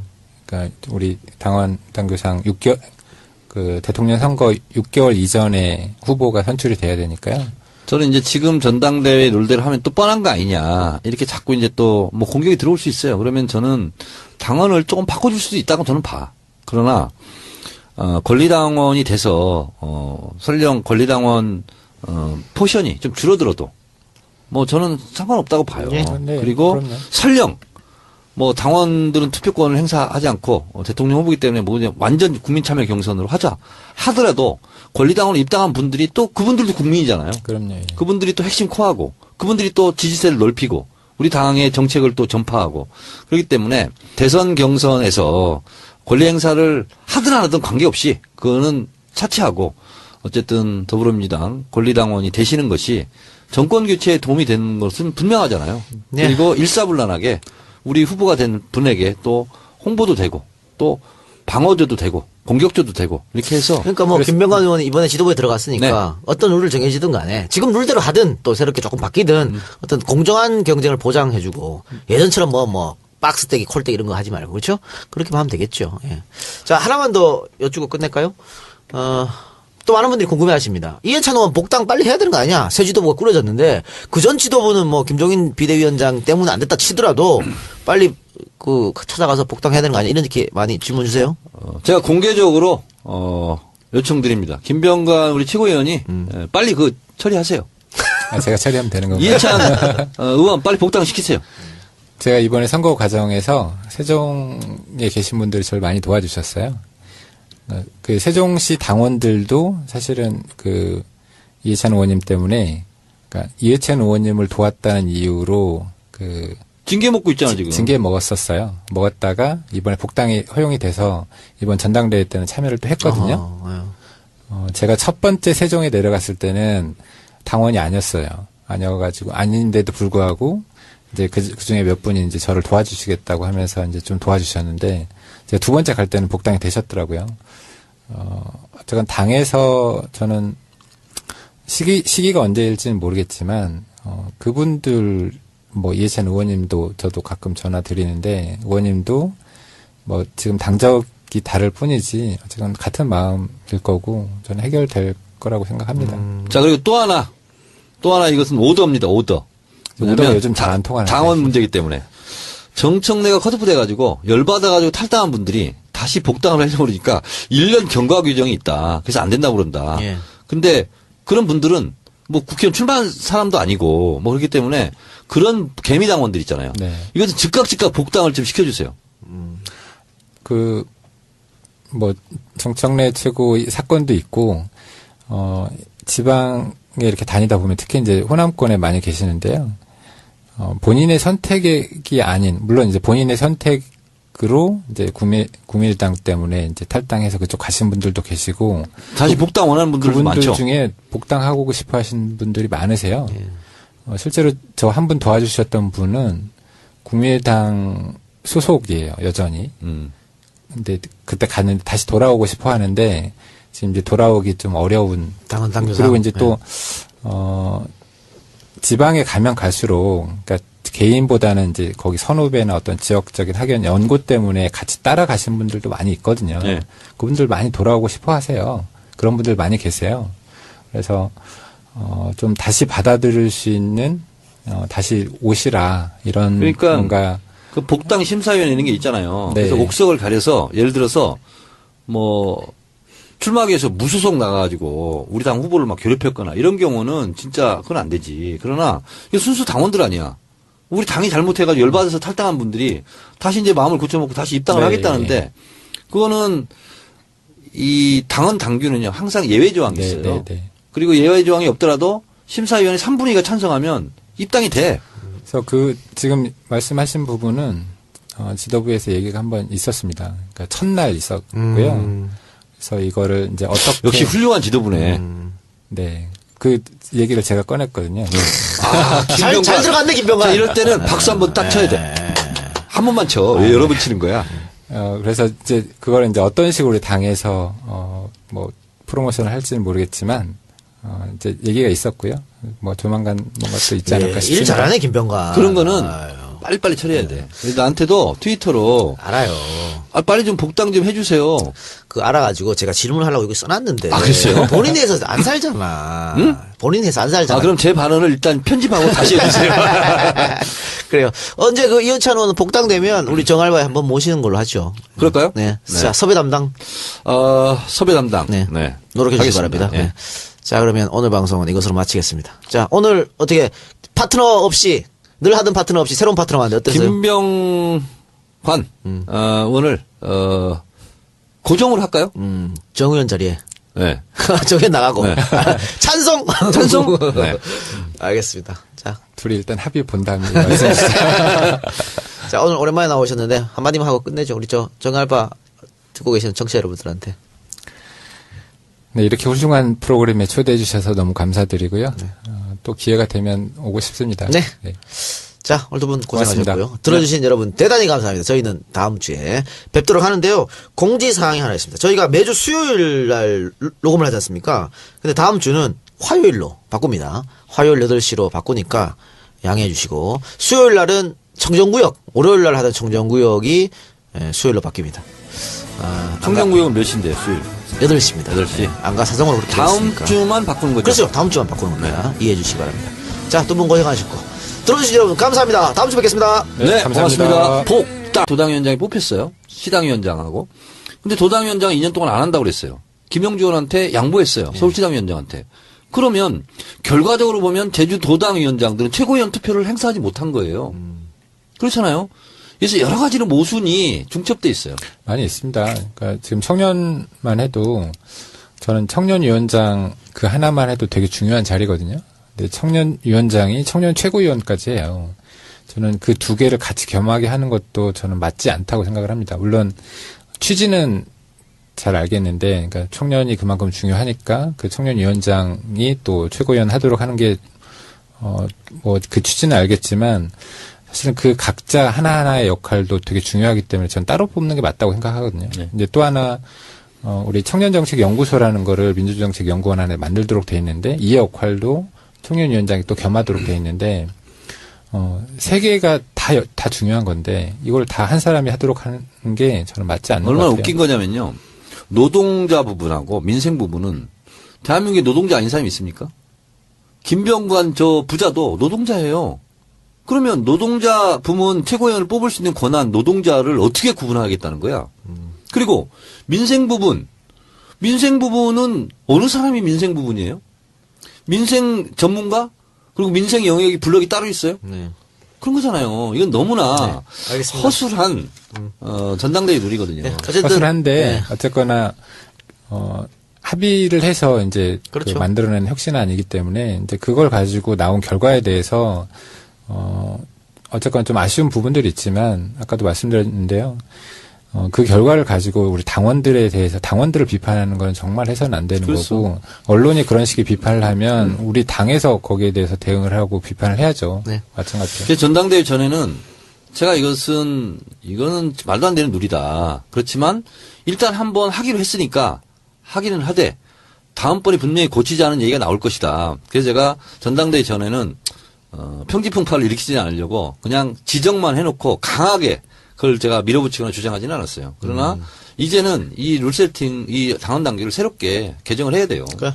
알겠습니다. 어차피 임기는 아직 2년이 보장돼 있는 거니까 뭐 이걸 끝나야 무슨 뭐 룰에 대한 개정을 하든 뭐 그건 이루어지겠죠. 자, 그 얘기는 거기까지만 하고 지금 정치권 안팎에서 제3지대론이 많이 나오고 있습니다. 네. 그러면서 뭐 국민의당 쪽에서는 뭐 말이 통하는 보수, 언권 보수들과 손을 잡을 수 있다 이런 얘기도 나오면서 이재호 의원이 합류할 수도 있다 뭐 이런 얘기도 나오고요. 그 박지원 원내대표 같으면 손학규 의원 보고 들어와라, 뭐 네. 박원순 시장 보고 들어와라, 뭐 이런 얘기까지 나오고 있는데 제3지대로는 어떻게 생각하십니까? 그러니까 제가 친문 싹쓸이 이것을 키워드로 네. 제가 정한 이유가 바로 그 이유예요. 네. 친문 싹쓸이라고 공격하고 몰아가고 이것을 프레임화 시키는 것이 바로 뭐냐면 더불어민주당은 친문당이니까 친문만 거기 있고 나머지 다 나와라. 그리고 새누리당도 친박당 아니냐. 세트로 1당 2당이 그러면 비박들 다 나와라. 그래서 비문 비박 다 합쳐서 국민의당 운동장에서 더 큰 빅텐트를 치고 거기서 경선하자. 여기에 이용되는 거거든요. 박지원 원내대표가 직접적으로 그렇게 말하고 있죠. 네네. 지금. 예. 그렇기 때문에 친문 싹쓸이를 우리 당에서 이걸 가지고 공격하고 하는 것 자체는 사실상 해당 행위예요. 아니 우리 당에 유력한 후보가 있어요. 그리고 그분이 될지 안 될지는 아직 모르는 거야. 근데 그분이 되면 대선을 패배한다, 필패한다 이렇게 주장하는 전당대회 후보도 있었어요. 도대체 아니 열심히 노력해서 아버지가 열심히 월급 타다가 집안을 부양을 해요. 근데 열심히 일하는 것조차 공격하면 되겠냐고. 네, 김부겸 의원 같은 경우에는 이번에 대선 출마를 공식 선언하면서 제3지대 따위 없다라고 분명히 밝히더라고요. 아주 잘했어요. 네. 네. 여기 가서 안 되고 저기 가서 안 돼서 모인 사람들 아니냐 이렇게 네. 확실히 선을 그었던 것 같은데 제3지대로는 어떻게 생각하십니까? 저는 김부겸 의원님의 의견에 동조합니다. 예. 손학규 의원은 어떻게 될까요? 그분은 참 알 수 없어요. 왜냐면 아 솔직히 말해주세요. 손학규 의원 물으면 자꾸 피하려 그래. 더불어민주당 당원이잖아요. 근데 내가 지금 당원권 행사를 안 하셨어요. 하동정 씨, 하동정가. 근데 너 호적 파고 김씨 집안으로 와라. 그럼 화를 내야지. 그 왜 만나가지고 그럼 내 호적 파가지고 글리 갈까? 이게 뭐냐고요 도대체. 그래서 왜 화를 안 내냐고. 그 부분이 나는 화가 나. 그 당원이잖아요 아직. 네, 그러면 이번 전당대회 참석하셨어요? 투표한 안 했어요. 행사해야 되는데 안 했어요? 네. 그날 목포였죠. 네. 목포 가신 거니까요. 그날 가셨군요. 네, 그날. 그날 다들 움직이셨네. 그날 안철수 의원도 무등산 갔다 그러더만. 무등산이 아무나 무등 태워주는 데가 아닙니다. 그분은 당원이 아니니까. 네, 네. 그래요. 온 집안이 지금 문중 회의를 하고 있는데 거기는 참석하지 않고 네. 다른 집안 문중 회의 가가지고 있으면 되겠냐고. 그래서 한 가지 우리 정치 알바를 듣고 있는 분들에게 좀 부탁 말씀드리면 이제 전당대회 끝났거든요. 그러면 우리는 정권 교체라는 선명한 깃발 아래 같이 모여서 함께 어깨 걸고 나가야 될 동지거든요. 그래서 선거 때는 누구나 예민하고 또 날카롭습니다. 그런데 이제 끝났고요. 예. 그리고 민주주의라는 게 문제제기, 토론, 표결, 승복이잖아요. 그래서 지금은 이제 이긴 승자에게는 박수를 쳐주고 또 패자에게는 위로를 주고 다음 기회는 도와주겠다. 이런 아량도 베풀면서 우리 정권 교체를 위해서 이제 어깨 걸고 나가자. 이런 게 필요하거든요. 근데 SNS상에서 아직도 지금 전투가 끝나지 않고 곳곳에서 총성이 울리는데 여러분 총성을 멈춰 주십시오. 예. 이제- 간곡히 부탁드립니다. 네. 저도. 예. 패자는 원래 마음이 더 오래 쓰린 게 오래 가니까요. 예. 더 얘기를 오래 할 수는 있는데 저는 승자가 좀 여유가 있었으면 좋겠어요. 승자 여유 좀 위로 좀 해주시고. 네, 필요하죠. 네. 근데 그리고 다른 분들한테 공격하고 싶고 욕하고 싶은 게 있으면 제 트위터에 와서 저한테 좀 하세요. 제가 다 받아드리겠습니다. 예. 알겠습니다. 자, 그러면 광고 듣고 와서 이야기 계속하겠습니다. 네, 추석 선물 세트 특집 광고입니다. 오늘은 자, 남선 견과류 선물 세트 명절에 선물하기 좋다고 하네요. 가격도 29,000원 세트, 42,000원 세트가 있다고 하니까 여러분들 많은 이용 부탁드립니다. 그 아몬드, 호두, 캐슈넛, 크랜베리 각종 이 견과류가 담겨져 있어가지고 그냥 주머니 넣고 다니면서 드셔도 돼요. 일회용으로 이렇게 조그만 비닐에 포장돼 있으니까 다이어트도 좋으니까 건강을 선물한다는 의미로 많이 선물해 주시기 바랍니다. 자, 또 고급스러운 한지 박스에 담겨가지고 고풍스러운 느낌도 난다고 하니까 추석 선물 세트, 남선경과 견과류 선물 세트 많이 이용해 주시기 바랍니다. 이분이 부산에 사시거든요. 부산에 업체를 운영하고 있는데 부산에서 정말 오랫동안 야당을 지지해왔답니다. 쉬운 일이 아닌데. 근데 요즘 좀 신이 난다고 하네요. 총선에서 좋은 결과 났고 또 EJ 또 이렇게 정치알바 광고해서 잘 된대요? 예. 이득도 많이 생겼다 그래서 너무 요즘 좋다고 합니다. 여러분들 많이 사랑해 주시기 바랍니다. 지난주에 예. 제가 광고 영업해온 게 있잖아요. 네네. 투어 2부. 네, 투어 이브. 괌 사이판. 네. 여행 전문. 네. 박미정 사장. 네. 전당대회장 갔는데 어떤 부부가, 젊은 부부가 나한테 막 뛰어와. 그러더니, 의원님, 저희요, 정치 알바 그 광고 한 대 있잖아요. 투어 2부. 크리스마스 이브처럼 설레는 곳. 네. 괌 사이판 여행을요, 거기로 가기로 했어요. 진짜요? 어. 좋네. 야, 그래서 이 정치 알바에서 광고를 하면 이게 참 되는구나. 그럴 때 뿌듯하죠. 뿌듯해요. 그쵸, 예. 그냥 전화했어. 예. 그 투어 2부. 예. 요즘 많이 상담 전화 오냐? 온대요. 그래서 없으면 얘기해라. 나라도 가겠다. 괌 사이판. 예. 김명관 의원 있잖아요. 여행은 가려면 괌 사이판으로 가. 투어 2부. 투어 2부로. 아니 저도 와이프한테 얘기했습니다. 내년 3월 결혼기념일은 괌 사이판 간다. 그래? 얘기했어 이미. 같이 갈까 나라? 좋죠. 네. 네, 알겠습니다. 저는 같이 가고 싶지 않습니다. 따로 가. 따로. 여러분 투어 2부. 네. 괌 사이판 전문 여행사. 키워넣기 광고였고요. 네. 자, 그럼 두 번째 키워드 조선일보. 자, 조선일보와 청와대의 싸움이 정말 이전투구입니다. 네. 난리도 이런 난리가 없는 것 같은데. 예. 저는 이 싸움 계속 됐으면 좋겠다 싶은데 네. 조선일보 한 발씩 빼는 느낌도 나고 그래요. 그러니까 조선일보와 청와대의 이 싸움이요. 안 목불인견이야. 아주 볼만해. 네. 눈 뜨고 볼만합니다. 예. 결국은요. 여러분 다 아시겠지만 청와대에서 드디어 자뻑 그랬어요. 조선일보 송희영 주필이 직접 로비를 한 적이 있다. 예, 그러니까. 김진태한테 시켰다고 말하면 안 되지. 시킨 듯한 인상이 있는. 있는데, 이제는 직접, 음. 송영이 문제가 있다라고. 네. 청와대 모 관계자가, 익명으로. 제가 이 시대에 참 역술인이잖아요. 네. 추미애 후보의 득표율까지 맞췄어. 근데 제가, 예언성, 하나만 말씀을 드리겠습니다. 그럼 왜 이렇게 나올까? 조선일보하고, 청와대하고 직접 치킨 게임을 이렇게 할까? 박근혜 대통령의 성격입니다. 박근혜 대통령은 정권 재창출, 연장 필요 없어? 이것보다는 본인의 자존심, 내 사전에 레임덕은 없다. 조선일보건 누군가네 나를 공격하면 가만두지 않겠다 하는 오기의 발로다. 이렇게 생각을 합니다. 내가 여기서 물러나면 나는 진다. 그렇습니다. 이렇게 생각한 거죠? 정권 재창출, 연장 이런 거보다 더 우위에 있는 게 박근혜 대통령 자신의 자존심이에요. 네. 이제 이것이 어디서부터 시작됐냐면 총선 이후에 조선일보가요. 박근혜 정권을 좀비 정권이라고 예. 비난했습니다. 그리고 아직도 정신 못 차렸다. 이렇게 되면 정권 물 건너간다. 예. 그리고 친박들 다 죽어야 된다. 이런 투로 지금 계속 조선일보 논조가 와 있었잖아요.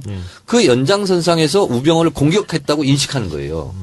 다시 말해서 박근혜 정권을 실패한 정권으로 그리고 여기서 거듭 새로 나는 여권 세력이 있어야 정권 재창출이 가능하다라고 청와대가 보고 있지 않을까라고 조선일보는 판단한 거예요. 그리고 판단한 것을 청와대는 받아들일 수 없는 거죠. 그것 때문에 지금 이렇게 네. 이전투구를 하고 있다. 네. 일반 국민이 봐서 이해할 수 없죠. 그냥 잘라내면 되잖아, 우병우. 그렇죠. 그럼 조용해지는데 네. 이렇게 보호하는 그것도 자신의 우군이라고 보이는 조선일보까지 맹공하면서 네. 자, 그런데 많은 분들이 궁금해하시는 게 이런 겁니다. MBC가 입수했던 그 SNS 기록. 네. 이거 일반인이 기록 입수하기 힘든 거 아니에요. 네. 그래서 뭐 국정원이 입수해서 MBC에 줬을 것이다. 이런 의혹이 있고요. 네.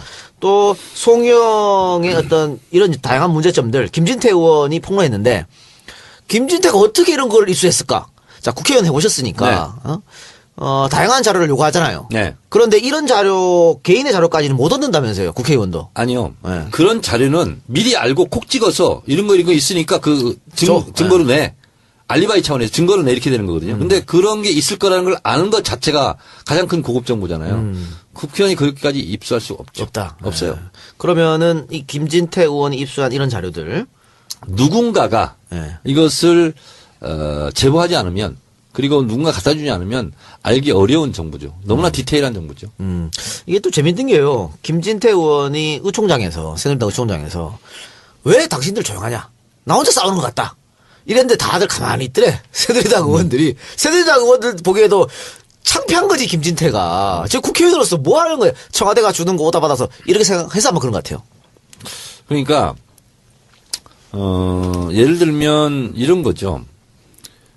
저런 정보는 사정당국 그러니까 국정원이나 직접 검찰이나 수사 세상을 바꾸는 정치수다 팟캐스트 정치 알아야 바꾼다. 그 18번째 방송 시작하겠습니다. 자, 오늘 18회에서는요. 정청래의 키워드 분석을 우선 나눠보도록 하겠습니다.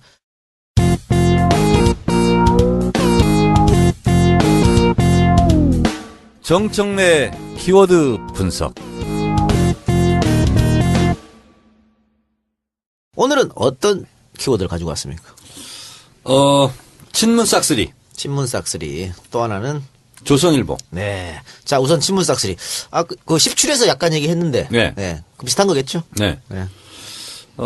토하, 진보 매체, 또 보수 매체까지 전당대회 이후 전당대회에 대한 평가는 한 줄로 다 써버렸어요. 친문 싹쓸이. 네. 참 대한민국 언론 이 정도밖에 안 되나 이런 생각이 좀 들어요. 특히 한겨레 또 경향에서 많이 그런 것 같아요. 네. 한겨레는 이제 성한용 칼럼 네. 그쪽에서도 한번 깠고 또 경향에서는 김민하 칼럼 문재인 목표가 대통령인가 이렇게 하면서 네. 그 비주류 주장과 비슷한 걸 한 것 같습니다. 또 김한정 의원이 이런 트위터를 썼습니다. 제가 트위터에 결과가 뻔한 선거는 생명이 없다고 썼더니 전당대회 추미애 대표 뽑았는데 초친다고 난리가 났습니다. 전국의 완장찬 온라인 권리당원님들께 이 칼럼을 돌려드립니다. 이렇게 해서 한번 또 난리가 났고 김현미 의원이 소탐대실이다. 그런 또 트위터를 써서 또 한번 난리가 났었는데. 또 누가 다음 선거 때 봅시다 했더니 환영. 예, 또 그렇게 쓰고. 해서. 예. 그래서 저는 일단 좀 마음이 아프더라고요. 예. 왜냐하면 권리당원이나 당원들이 주장하는 것에 대해서는 좀 폭넓은 아량으로 의원들은 좀 받아줄 줄 알아야 되거든요. 근데 거기도 대고 맞대거리하고 뭐 이렇게 하는 것 자체가 왜냐하면 당원들은 국회의원 하면은 투정도 때로는 하고 때로는 요구도 하고 비판도 하고 하는 거거든요. 그냥 그것을 수많은 사람들의 그냥 뭐 하소연, 푸념, 또 비판 이렇게 그냥 넉넉하게 좀 받아줬으면 좋겠어요. 일단 그 부분은 그렇고요. 그 친문 싹쓸이 이런 언론의 프레임 그러면 예를 들면요. 이명박 정동영 대선 때요. 500만 표 이상 차이가 났어요. 네. 이명박 싹쓸이입니까 그러면? 그러면 이명박을 지지했던 국민들은 잘못된 건가요? 저는 예를 들면 출마한 후보를 비판하거나 그런 걸 있는데 지지자들이 지지한 투표 결과를 가지고 그거를 폄하하고 그 투표를 한 명 한 명이 다 선택한 거 아닙니까? 자유의지에 대해서 판단한 걸 가지고 마치 이런 투표권을 행사한 사람들이 잘못된 것이냐. 몰아가는 것은 민주주의에 대한 역행이다. 그리고 이거야말로 그동안 조중동을 비롯한 보수 언론에서 친노, 비노 이렇게 악성 프레임을 걸었는데 거기에 한수를 더 뜨는 거다. 그래서 저는 전당대회 과정에서 친노, 비문 이것을 어떻게 보면 보수 언론이 쳐는 덫인데 여기에 호문까지 들고 나온 후보를 보면서 네. 참 분노했어요 제가. 호위무사라는 얘기요? 예. 네. 뭐 문재인의 호가 호가호위한다고 추미애 대표를 공격하는 걸 보면서 야 이건 진짜 이건 아니다 이런 생각이 좀 들어서 저는 그래서 거기에 분노의 표시를 2번 했는데 트위터로 그러니까 또 언론들도 이렇게 들고 나오고 이렇게 하는 거거든요. 결과적으로 본다면 계속 친문 싹쓸이 하는 이유는 친문이 나쁘다는 거잖아요 지금.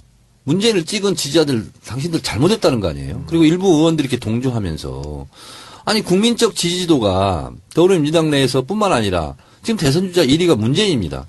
문재인을 그럼 지지하는 국민이 잘못된 건가요? 예. 대선 주자 후보 잠룡들이 쭉 있어요. 문재인 후보가 제일 높아요. 그러면 문재인 후보가 지금 국민들한테 지지를 싹쓸이 한 거니까 문재인을 지지하는 국민들이 잘못됐다는 건가요, 그러면? 강제적으로 막을 수는 없는 거죠. 그러면 이 흐름을 어떻게 막냐고, 인위적으로. 그러니까 뭐 결과가 나왔는 거는 당연히 인정을 하고 이제 하나가 돼서 전공에서 나가야 될 텐데 저는 이 김민하 칼럼에서 다른 거는 다 인정을 하지 못하겠습니다만 요 부분 뭐라고 썼냐면 김현미 의원 혹은 김한정 의원 같은 생각을 갖고 있는 사람들이 당 내에도 있을 것이고 지지자들한테도 있을 건데 이들을 왕따로 만들면 안 된다.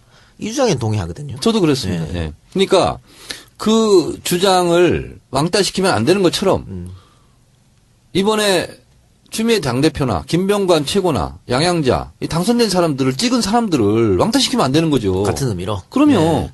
왜 그러니까 똑같은 얘기를 왜 자기한테 유리한 데만 적용을 시키냐고. 그러니까 저는 작년에 이 혁신안을 만들면서 이런 결과를 예상하지는 못했을 거라고 생각을 합니다. 그렇겠죠. 이제 과거에 최고위원 선거나 이런 거 할 때 이제 2명 찍고 이렇게 했었잖아요. 그러니까 우리 국회의원 뽑을 때 소선거구제에 어떻게 보면 폐해가 있듯이 중선거구제로 하면 조금 저 이제 주류 비주류 이 프레임 좋아하지는 않는데 소위 말하는 비주류도 들어올 수 있는 여지를 만들어 주는 게 민주주의에서 중요할 수 있는 부분이라고 생각은 하거든요. 그래서 이 전당대회 그리고 이제 최고위원 선거에서도 상대적으로 좀 열세인 비주류 후보들도 이제 최고위에 들어올 수 있는 어떤 여지를 만들어 주는 뭐 좀 기회를 주자.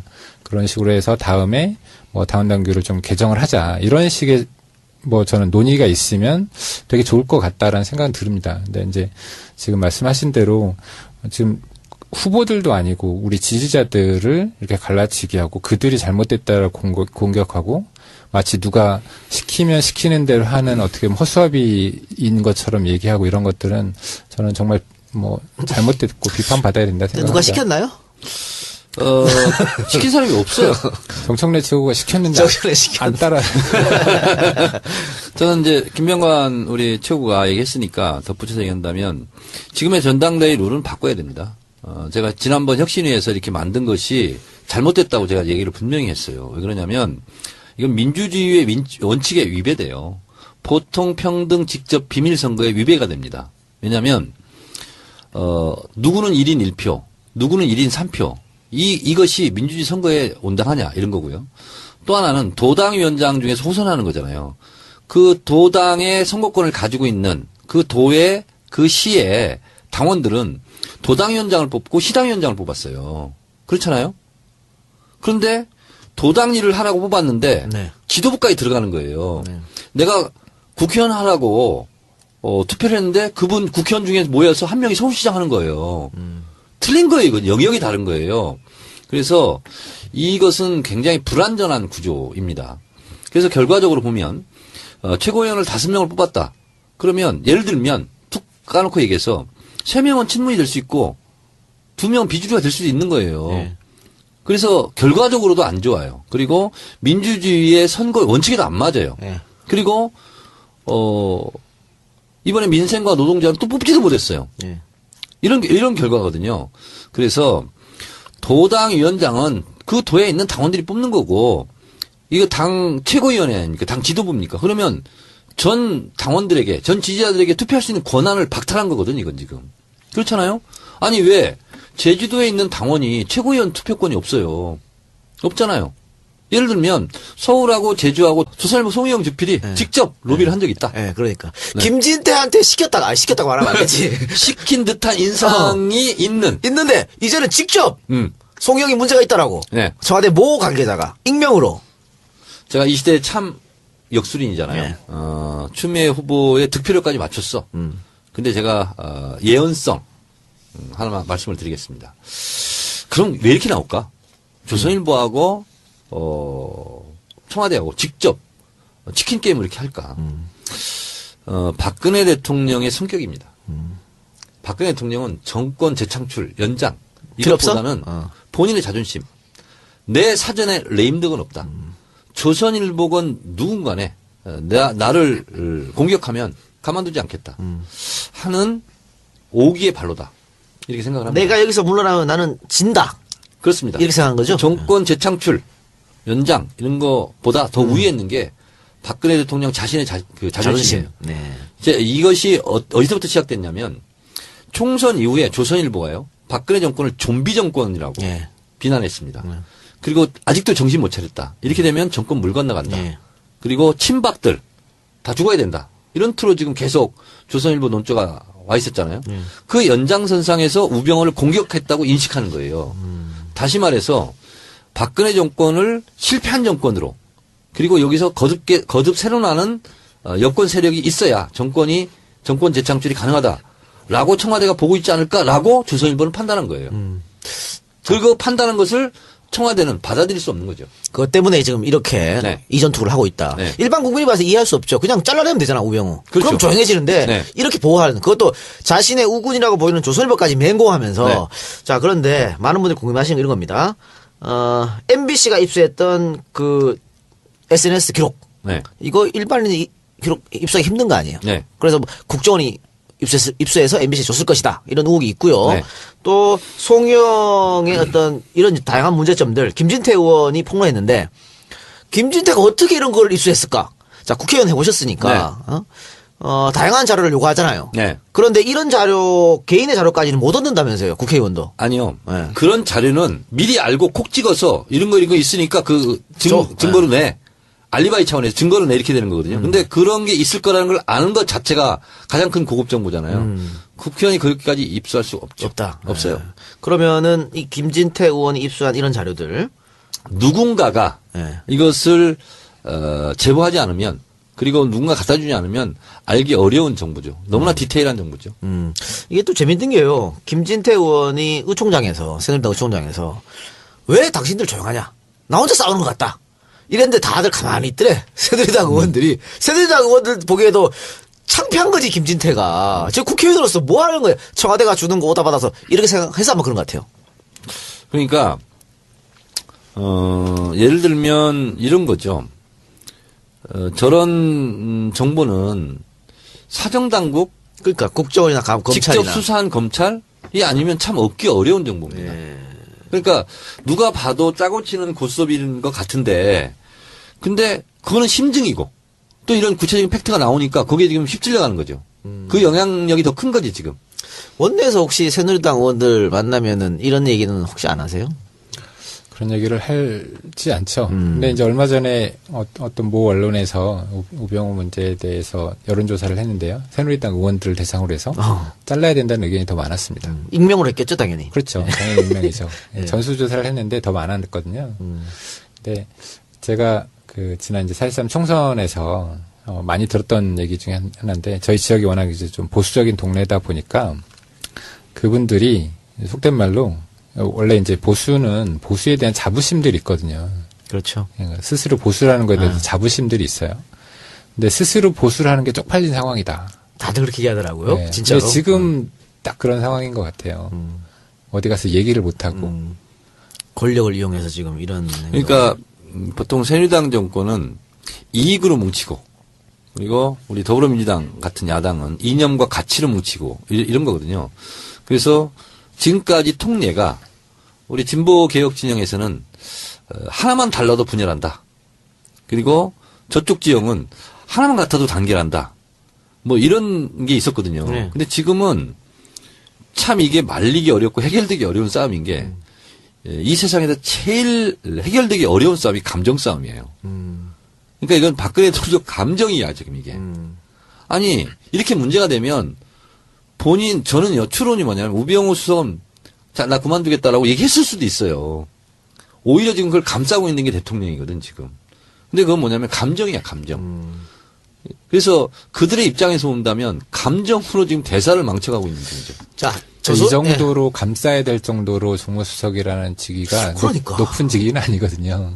그게 불가사의야. 왜 저럴까 도대체. 그러면 이제 이러저런 썰은 많은데 그건 뭐 확인할 길은 네. 없으나 뭐 우병우가 엄청난 정보를 가지고 있다. 엄청난 정보를 가지고 있고 네. 문고리 3인방하고도 친하고 그렇죠. 아삼육이고 그리고 국정원 2차장도 우병우 사람이고 그리고 또 검찰 특수부 이쪽은 또 우병우 라인이고 그래서 모든 사정당국의 정보를 다 가지고 있기 때문에 오히려 두려운 거 아니냐 오히려 청와대 핵심들이 우병우를 잘라내면 그것을 폭로했을 때 뒷감당을 더하기 어렵다. 이런 판단은 아닌 거냐라고 언론에 소설을 또 많이 쓰고 있어요. 어떤 언론은 우병우가 원래 이번 총선에 고향인 경북 봉화에서 출마하려고 했었는데 출마보다는 청와대에 있는 게 낫겠다 판단해서 있었다. 이런 얘기도 있더라고요. 국회의원하고 민정수석하고 뭐가 더 좋을까요? 국회의원. 그게 더 좋아요? 네. 본인이 국회의원 했으니까 그런 거겠지. 민정수석 못 해봤잖아. 대통령 빼놓고 국무총리 한 분도 대법관 한 사람도 다 국회의원 출마해. 국회의원 제일 좋은 거야. 제일 좋은 거예요. 대통령 빼고. 알았어. 다음에 꼭 하시기 그리고 바랍니다. 광역단체장 한 사람도 그 끝나면 또 국회의원 다 출마해. 국회의원이 왜 이렇게 좋은 거야? 어떻게? 좋아요? 한 2달 하고 계신데. 뭐 솔직히 아직 이제 3개월 한 거라서요. 네. 아직은 잘 모르겠습니다. 그러니까 월급은 많이 떨어졌죠? 월급은 많이 떨어져요. 근데 이제 쓸 수 있는 시간이 많지 않아서 네, 워낙 뭐, 바쁘게 돌아다니시니까. 예. 자, 조선일보가 성공을 했고요. 청와대가 역공을 했지 않습니까? 네. 조선일보가 이게 성공을 할까요? 맞대응을 할까요? 어떻게 보세요? 제가 꼬리를 또 낼 것인지. 이 시대의 참 역술인으로서 네. 제가 또 예언합니다. 조선일보도 새누리당 청와대도 서로 공격할 거리는 많이 있을 겁니다. 그렇겠죠. 이번에 이제 송혜영 주필 뭐 이런 것도 이렇게 드러나게 됐는데 저는 조선일보는 멈추지 않을 것 같습니다. 조선일보도? 네. 어. 맞대응할 것 같아요. 왜냐하면 할 거리가 너무 많을 거라고 봐요 저는. 그리고 청와대를 직접 공격할 수도 있고 청와대 외곽을 때릴 수도 있고 그리고 새누리당 의원들 있잖아요. 혹시 비리가 있다면 그걸 깔 수도 있고 저는 그래서 여권 굳이 청와대가 아니라도 여권을 공격할 거리는 많이 있을 거다. 조선일보도 자존심이 있죠. 밤의 네. 대통령이라는 자존심이 있지. 그렇습니다. 예. 그러니까 조선일보는 선출되지 않는 권력 그리고 언제든지 정권을 좌지우지할 수 있다. 예. 이런 것에 너무 젖어서 오랫동안 살았거든요. 이것을 권력의 끈을 놓고 싶지 않고 국민들 앞에서 깨갱하는 모습을 보이기 싫어할 것이다. 김은 어떻게 보세요? 어떻게 흘러갈 것 같아요? 저는 참 역술인이 아니어서 아니지만 한번 네. 저는 한 번은 좀 져줄 것 같습니다. 조선일보가? 네. 그러니까 이게 그 조선일보 편을 드는 새누리당 의원들, 새누리당 지지자들도 많이 있잖아요. 그래서 지금까지는 그러니까 제 생각에는 조선일보가 이렇게 하면 우병우 수석이 물러나고 거나 이제 내쳐지거나 이렇게 정리될 거라고 시작한 싸움인데 싸움이 많이 커졌기 때문에 이제는 아마 새누리 지지자나 새누리 의원들도 더 확전되는 걸 바라지 않을 가능성이 있어서 한 번은 좀 물러날 수도 있겠다. 하지만 열심히 벼르고 속으로는 벼를 거다. 이런 이제 생각이 아까는 이제 있습니다. 역술에서 이제 예언한 것이고 희망사항이 있습니다. 국세청에서 조선일보 세무조사를 그러니까 기왕에 하는 거. 저 같은 경우에도 조선일보가 한 발 뺄 것 같아요. 왜냐하면 그 청와대에서 송영 거는 주의나 경고쯤이고 아마 사주 거를 뭐 한 개 잡고 있을 것이다. 네. 그러니까 사주는 큰일 난 거 아니잖아요. 큰일 나잖아요. 그렇죠. 그래서 그걸 잡고 있기 때문에 조선일보가 한 발 빼지 않을까 이런 생각을 하면서 그래도 그 김병관 의원 말처럼 청와대도 이렇게 계속 싸우면은 정말 본인의 국정이 운영하는 데 상당히 부담되니까 추석 전에 우병우가 견디다 못해 스스로 사퇴하지 않을까 이런 생각이 들거든요. 참 역술인입니까? 네. 역술이는 아니지만 저는 안 그럴 것 같습니다. 저는 과학적 평론가로서 네. 과학적. 네. 평론의 과학이 어딨어? 있어요. 개똥과학. 제가 뭐 정치 경력은 짧지만 청와대 의견을 거스르는 정치 행위를 안 합니다. 누가? 그쪽 동네에 있는 분들이. 그래서 박 대통령의 생각은 무조건 계속 있어라. 네, 저는 그럴 것 같습니다. 그래서 그만둘 것 같지는 않고요. 저는 우병우 수석이 사표를 냈을 거라고 추정합니다. 이미. 그리고 박근혜 대통령이 잡고 있다. 이렇게 생각을 합니다. 근데 박근혜 대통령도 저는 자존심이 세긴 세지만 일정 정도 본인이 놔주는 형태로 갈 수도 있어요. 그건. 예, 그러니까.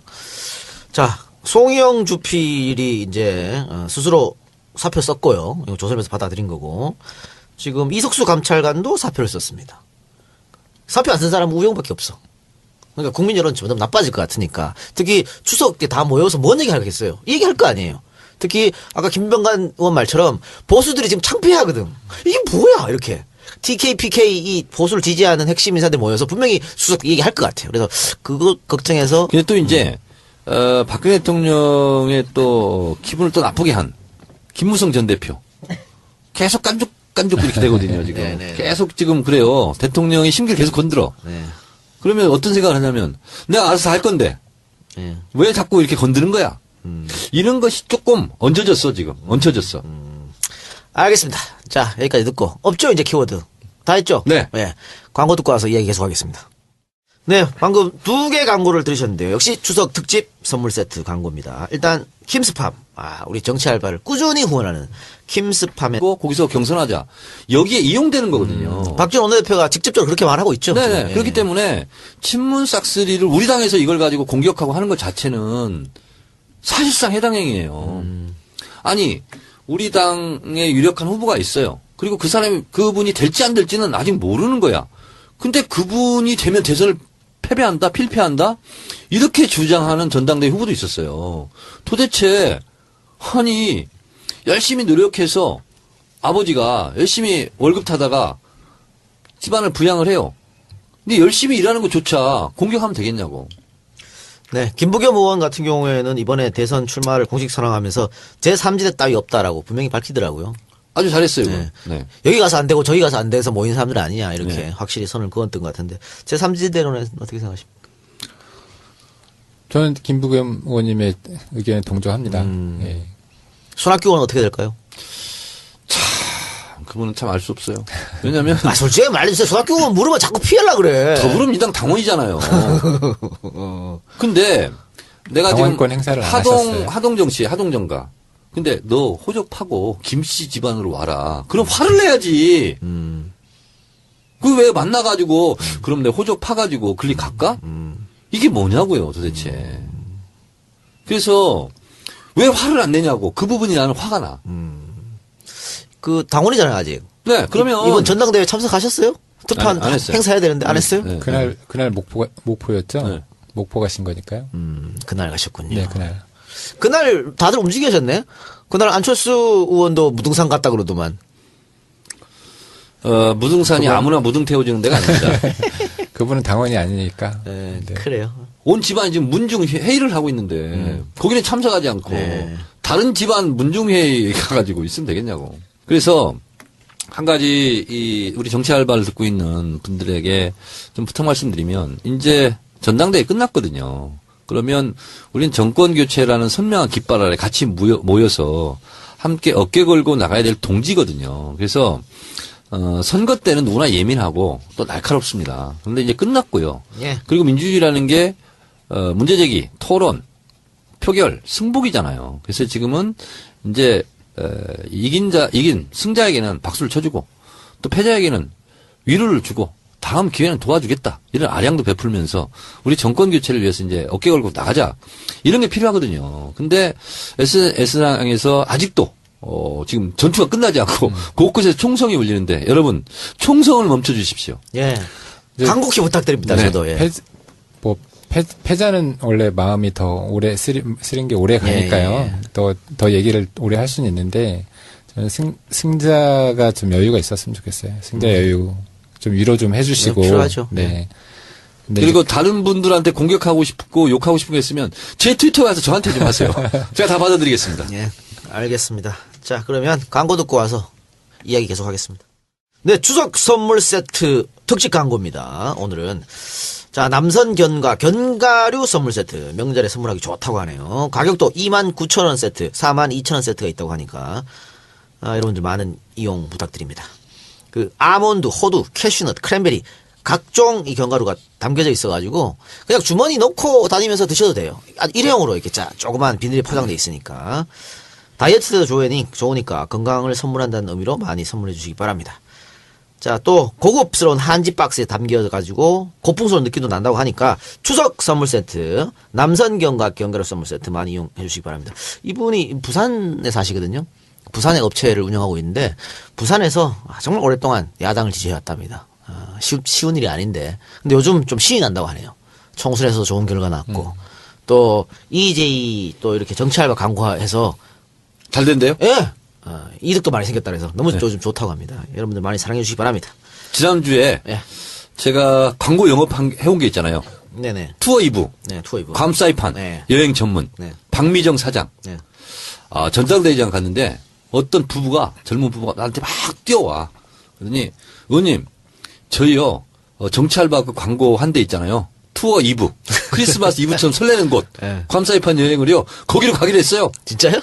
좋네. 야, 그래서 이 정치 알바에서 광고를 하면 이게 참 되는구나. 그럴 때 뿌듯하죠. 뿌듯해요. 그렇죠. 예. 그냥 전화했어. 예. 그 투어 2부. 예. 요즘 많이 상담 전화가 오냐? 온대요. 그래서 없으면 얘기해라. 나라도 가겠다. 괌 사이판. 예. 김병관 의원 있잖아요. 여행은 가려면 괌 사이판으로 가. 투어 2부. 투어 2부로. 아니 저도 와이프한테 얘기했습니다. 내년 3월 결혼기념일은 괌 사이판 간다. 그래? 얘기했어 이미. 같이 갈까 나라? 좋죠. 네. 네, 알겠습니다. 저는 같이 가고 싶지 않습니다. 따로 가. 따로. 여러분 투어 2부. 네. 괌 사이판 전문 여행사. 키워넣기 광고였고요. 네. 자, 그럼 두 번째 키워드 조선일보. 자, 조선일보와 청와대의 싸움이 정말 이전투구입니다. 네. 난리도 이런 난리가 없는 것 같은데. 네. 예. 저는 이 싸움 계속 됐으면 좋겠다 싶은데 네. 조선일보 한 발씩 빼는 느낌도 나고 그래요. 그러니까 조선일보와 청와대의 이 싸움이요. 안목불인견이야. 네, 아주 볼만해. 네. 눈 뜨고 볼만합니다. 예. 결국은요, 여러분 다 아시겠지만, 청와대에서 드디어 자뻑. 그랬어요. 그리고 이제 최고위원 선거에서도 상대적으로 좀 열세인 비주류 후보들도 이제 최고위원에 들어올 수 있는 어떤 여지를 만들어주는 뭐 좀 기회를 주자 그런 식으로 해서 다음에 뭐 당원 당규를 좀 개정을 하자 이런 식의 뭐 저는 논의가 있으면 되게 좋을 것 같다라는 생각은 듭니다. 근데 이제 지금 말씀하신 대로 지금 후보들도 아니고 우리 지지자들을 이렇게 갈라치기 하고 그들이 잘못됐다고 공격하고 마치 누가 시키면 시키는 대로 하는 어떻게 보면 허수아비인 것처럼 얘기하고 이런 것들은 저는 정말 뭐 잘못됐고 비판받아야 된다 생각합니다. 누가 시켰나요? 시킨 사람이 없어요. 정청래 최고가 시켰는데 정청래 시켰는데. 안 따라. 저는 이제 김병관 우리 최고가 얘기했으니까 덧붙여서 얘기한다면 지금의 전당대회 룰은 바꿔야 됩니다. 제가 지난번 혁신위에서 이렇게 만든 것이 잘못됐다고 제가 얘기를 분명히 했어요. 왜 그러냐면 이건 민주주의의 원칙에 위배돼요. 보통 평등 직접 비밀 선거에 위배가 됩니다. 왜냐하면 누구는 1인 1표, 누구는 1인 3표. 이것이 민주주의 선거에 온당하냐 이런 거고요. 또 하나는 도당위원장 중에서 호선하는 거잖아요. 그 도당의 선거권을 가지고 있는 그 도의 그 시의 당원들은 도당위원장을 뽑고 시당위원장을 뽑았어요. 그렇잖아요. 그런데 도당 일을 하라고 뽑았는데 네. 지도부까지 들어가는 거예요. 네. 내가 국회의원 하라고 투표를 했는데 그분 국회의원 중에 모여서 한 명이 서울시장 하는 거예요. 틀린 거예요. 이건 영역이 다른 거예요. 그래서 이것은 굉장히 불완전한 구조입니다. 그래서 결과적으로 보면 최고위원을 5명을 뽑았다. 그러면 예를 들면 툭 까놓고 얘기해서 3명은 친문이 될 수 있고 2명은 비주류가 될 수도 있는 거예요. 네. 그래서 결과적으로도 안 좋아요. 그리고 민주주의의 선거 원칙에도 안 맞아요. 네. 그리고 이번에 민생과 노동자는 또 뽑지도 못했어요. 네. 이런 결과거든요. 그래서 도당 위원장은 그 도에 있는 당원들이 뽑는 거고 이거 당 최고위원회 아닙니까? 당 지도부입니까? 그러면 전 당원들에게 전 지지자들에게 투표할 수 있는 권한을 박탈한 거거든요. 이건 지금. 그렇잖아요? 아니 왜 제주도에 있는 당원이 최고위원 투표권이 없어요. 없잖아요. 예를 들면 서울하고 제주하고 도당위원장이 뽑혔어요. 시당위원장하고. 근데 도당위원장은 2년 동안 안 한다고 그랬어요. 김영주 의원한테 양보했어요. 서울시당위원장한테. 그러면 결과적으로 보면 제주도당위원장들은 최고위원 투표를 행사하지 못한 거예요. 그렇잖아요. 그래서 여러 가지로 모순이 중첩돼 있어요. 많이 있습니다. 그러니까 지금 청년만 해도 저는 청년위원장 그 하나만 해도 되게 중요한 자리거든요. 근데 청년위원장이 청년 최고위원까지 해요. 저는 그 두 개를 같이 겸하게 하는 것도 저는 맞지 않다고 생각을 합니다. 물론 취지는 잘 알겠는데, 그러니까 청년이 그만큼 중요하니까 그 청년위원장이 또 최고위원 하도록 하는 게 뭐 그 취지는 알겠지만 사실은 그 각자 하나하나의 역할도 되게 중요하기 때문에 전 따로 뽑는 게 맞다고 생각하거든요. 네. 이제 또 하나 우리 청년정책연구소라는 거를 민주정책연구원 안에 만들도록 돼 있는데 이 역할도 청년위원장이 또 겸하도록 돼 있는데 세 개가 다 중요한 건데 이걸 다 한 사람이 하도록 하는 게 저는 맞지 않는 것 얼마나 같아요. 웃긴 거냐면요. 노동자 부분하고 민생 부분은 대한민국에 노동자 아닌 사람이 있습니까? 김병관 저 부자도 노동자예요. 그러면 노동자 부문 최고위원을 뽑을 수 있는 권한 노동자를 어떻게 구분하겠다는 거야? 그리고 민생 부분은 어느 사람이 민생 부분이에요? 민생 전문가? 그리고 민생 영역이 블럭이 따로 있어요? 네. 그런 거잖아요. 이건 너무나 알겠습니다. 허술한 전당대회 룰이거든요. 네. 어쨌든 허술한데 네. 어쨌거나 합의를 해서 이제 그렇죠. 그 만들어낸 혁신은 아니기 때문에 이제 그걸 가지고 나온 결과에 대해서 어쨌거나 좀 아쉬운 부분들이 있지만 아까도 말씀드렸는데요. 그 결과를 가지고 우리 당원들을 비판하는 건 정말 해서는 안 되는 그렇죠. 거고 언론이 그런 식의 비판을 하면 우리 당에서 거기에 대해서 대응을 하고 비판을 해야죠. 네. 마찬가지로. 제 전당대회 전에는 제가 이거는 말도 안 되는 룰이다. 그렇지만 일단 한번 하기로 했으니까 하기는 하되 다음번에 분명히 고치지 않은 얘기가 나올 것이다. 그래서 제가 전당대회 전에는 평지풍파를 일으키지 않으려고 그냥 지적만 해놓고 강하게 그걸 제가 밀어붙이거나 주장하지는 않았어요. 그러나 이제는 이 룰 세팅, 이 당원 단계를 새롭게 개정을 해야 돼요. 그래. 알겠습니다. 어차피 임기는 아직 2년이 보장돼 있는 거니까 뭐 이걸 끝나야 무슨 뭐 룰에 대한 개정을 하든 뭐 그건 이루어지겠죠. 자, 그 얘기는 거기까지만 하고 지금 정치권 안팎에서 제3지대론이 많이 나오고 있습니다. 네. 그러면서 뭐 국민의당 쪽에서는 뭐 말이 통하는 보수, 언권 보수들과 손을 잡을 수 있다 이런 얘기도 나오면서 이재호 의원이 합류할 수도 있다 뭐 이런 얘기도 나오고요. 그 박지원 원내대표 같으면 손학규 의원 보고 들어와라, 뭐 네. 박원순 시장 보고 들어와라, 뭐 이런 얘기까지 나오고 있는데 제3지대로는 어떻게 생각하십니까? 그러니까 제가 친문 싹쓸이 이것을 키워드로 네. 제가 정한 이유가 바로 그 이유예요. 네. 친문 싹쓸이라고 공격하고 몰아가고 이것을 프레임화 시키는 것이 바로 뭐냐면 더불어민주당은 친문당이니까 친문만 거기 있고 나머지 다 나와라.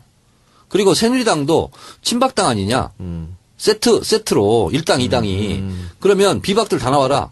그래서 비문 비박 다 합쳐서 국민의당 운동장에서 더 큰 빅텐트를 치고 세상을 바꾸는 정치수다 팟캐스트 정치 알아야 바꾼다 그 18번째 방송 시작하겠습니다. 자, 오늘 18회에서는요 정청래의 키워드 분석을 우선 나눠보도록 하겠습니다.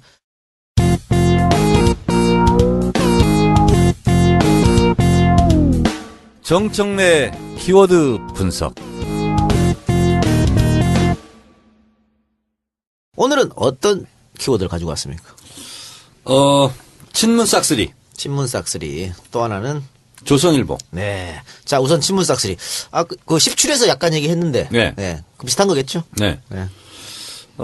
토하, 진보 매체, 또 보수 매체까지 전당대회 이후 전당대회에 대한 평가는 한 줄로 다 써버렸어요. 친문 싹쓸이. 네. 참 대한민국 언론 이 정도밖에 안 되나 이런 생각이 좀 들어요.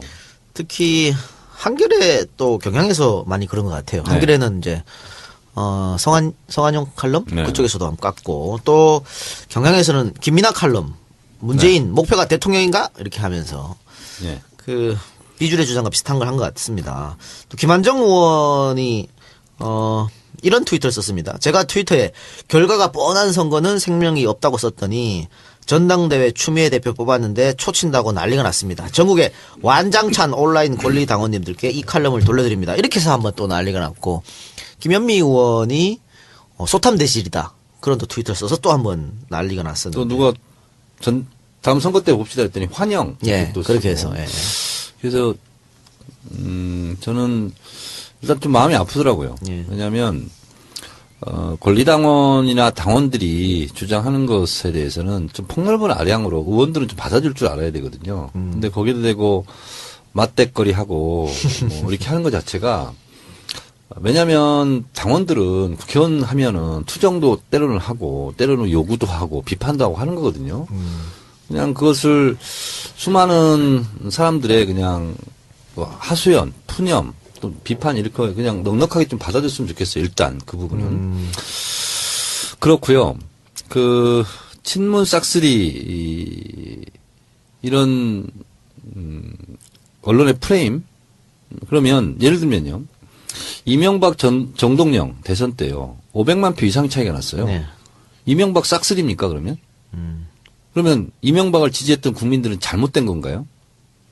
저는 예를 들면 출마한 후보를 비판하거나 그런 걸 있는데 지지자들이 지지한 투표 결과를 가지고 그거를 폄하하고 그 투표를 한 명 한 명이 다 선택한 거 아닙니까? 자유의지에 대해서 판단한 걸 가지고 마치 이런 투표권을 행사한 사람들이 잘못된 것이냐. 몰아가는 것은 민주주의에 대한 역행이다.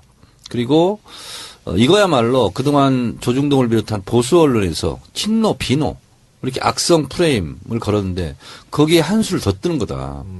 그래서 저는 전당대회 과정에서 친노, 비문 이것을 어떻게 보면 보수 언론이 쳐는 덫인데 여기에 호문까지 들고 나온 후보를 보면서 네. 참 분노했어요 제가. 호위무사라는 얘기요? 네. 네. 뭐 문재인의 호가호위한다고. 호가호위한다고 추미애 대표를 공격하는 걸 보면서 야 이건 진짜 이건 아니다 이런 생각이 좀 들어서 저는 그래서 거기에 분노의 표시를 2번 했는데 트위터로 그러니까 또 언론들도 이렇게 들고 나오고 이렇게 하는 거거든요. 결과적으로 본다면 계속 친문 싹쓸이 하는 이유는 친문이 나쁘다는 거잖아요 지금. 문재인을 찍은 지지자들 당신들 잘못했다는 거 아니에요. 그리고 일부 의원들이 이렇게 동조하면서 아니 국민적 지지도가 더불어민주당 내에서 뿐만 아니라 지금 대선 주자 1위가 문재인입니다. 문재인을 그럼 지지하는 국민이 잘못된 건가요? 예. 대선 주자 후보 잠룡들이 쭉 있어요. 문재인 후보가 제일 높아요. 그러면 문재인 후보가 지금 국민들한테 지지를 싹쓸이 한 거니까 문재인을 지지하는 국민들이 잘못됐다는 건가요, 그러면? 강제적으로 막을 수는 없는 그러면 거죠. 이 흐름을 어떻게 막냐고, 인위적으로. 그러니까 뭐 결과가 나왔는 거는 당연히 인정을 하고 이제 하나가 돼서 전공에서 나가야 될 텐데 저는 이 김민하 칼럼에서 다른 거는 다 인정을 하지 못하겠습니다만 요 부분 뭐라고 썼냐면 김현미 의원 혹은 김한정 의원 같은 생각을 갖고 있는 사람들이 당 내에도 있을 것이고 지지자들한테도 있을 건데 이들을 왕따로 만들면 안 된다. 이 주장에 동의하거든요. 저도 그랬습니다. 네. 네. 그러니까 그 주장을 왕따시키면 안 되는 것처럼 이번에 추미애 당대표나 김병관 최고나 양양자 이 당선된 사람들을 찍은 사람들을 왕따시키면 안 되는 거죠. 같은 의미로. 그럼요. 네.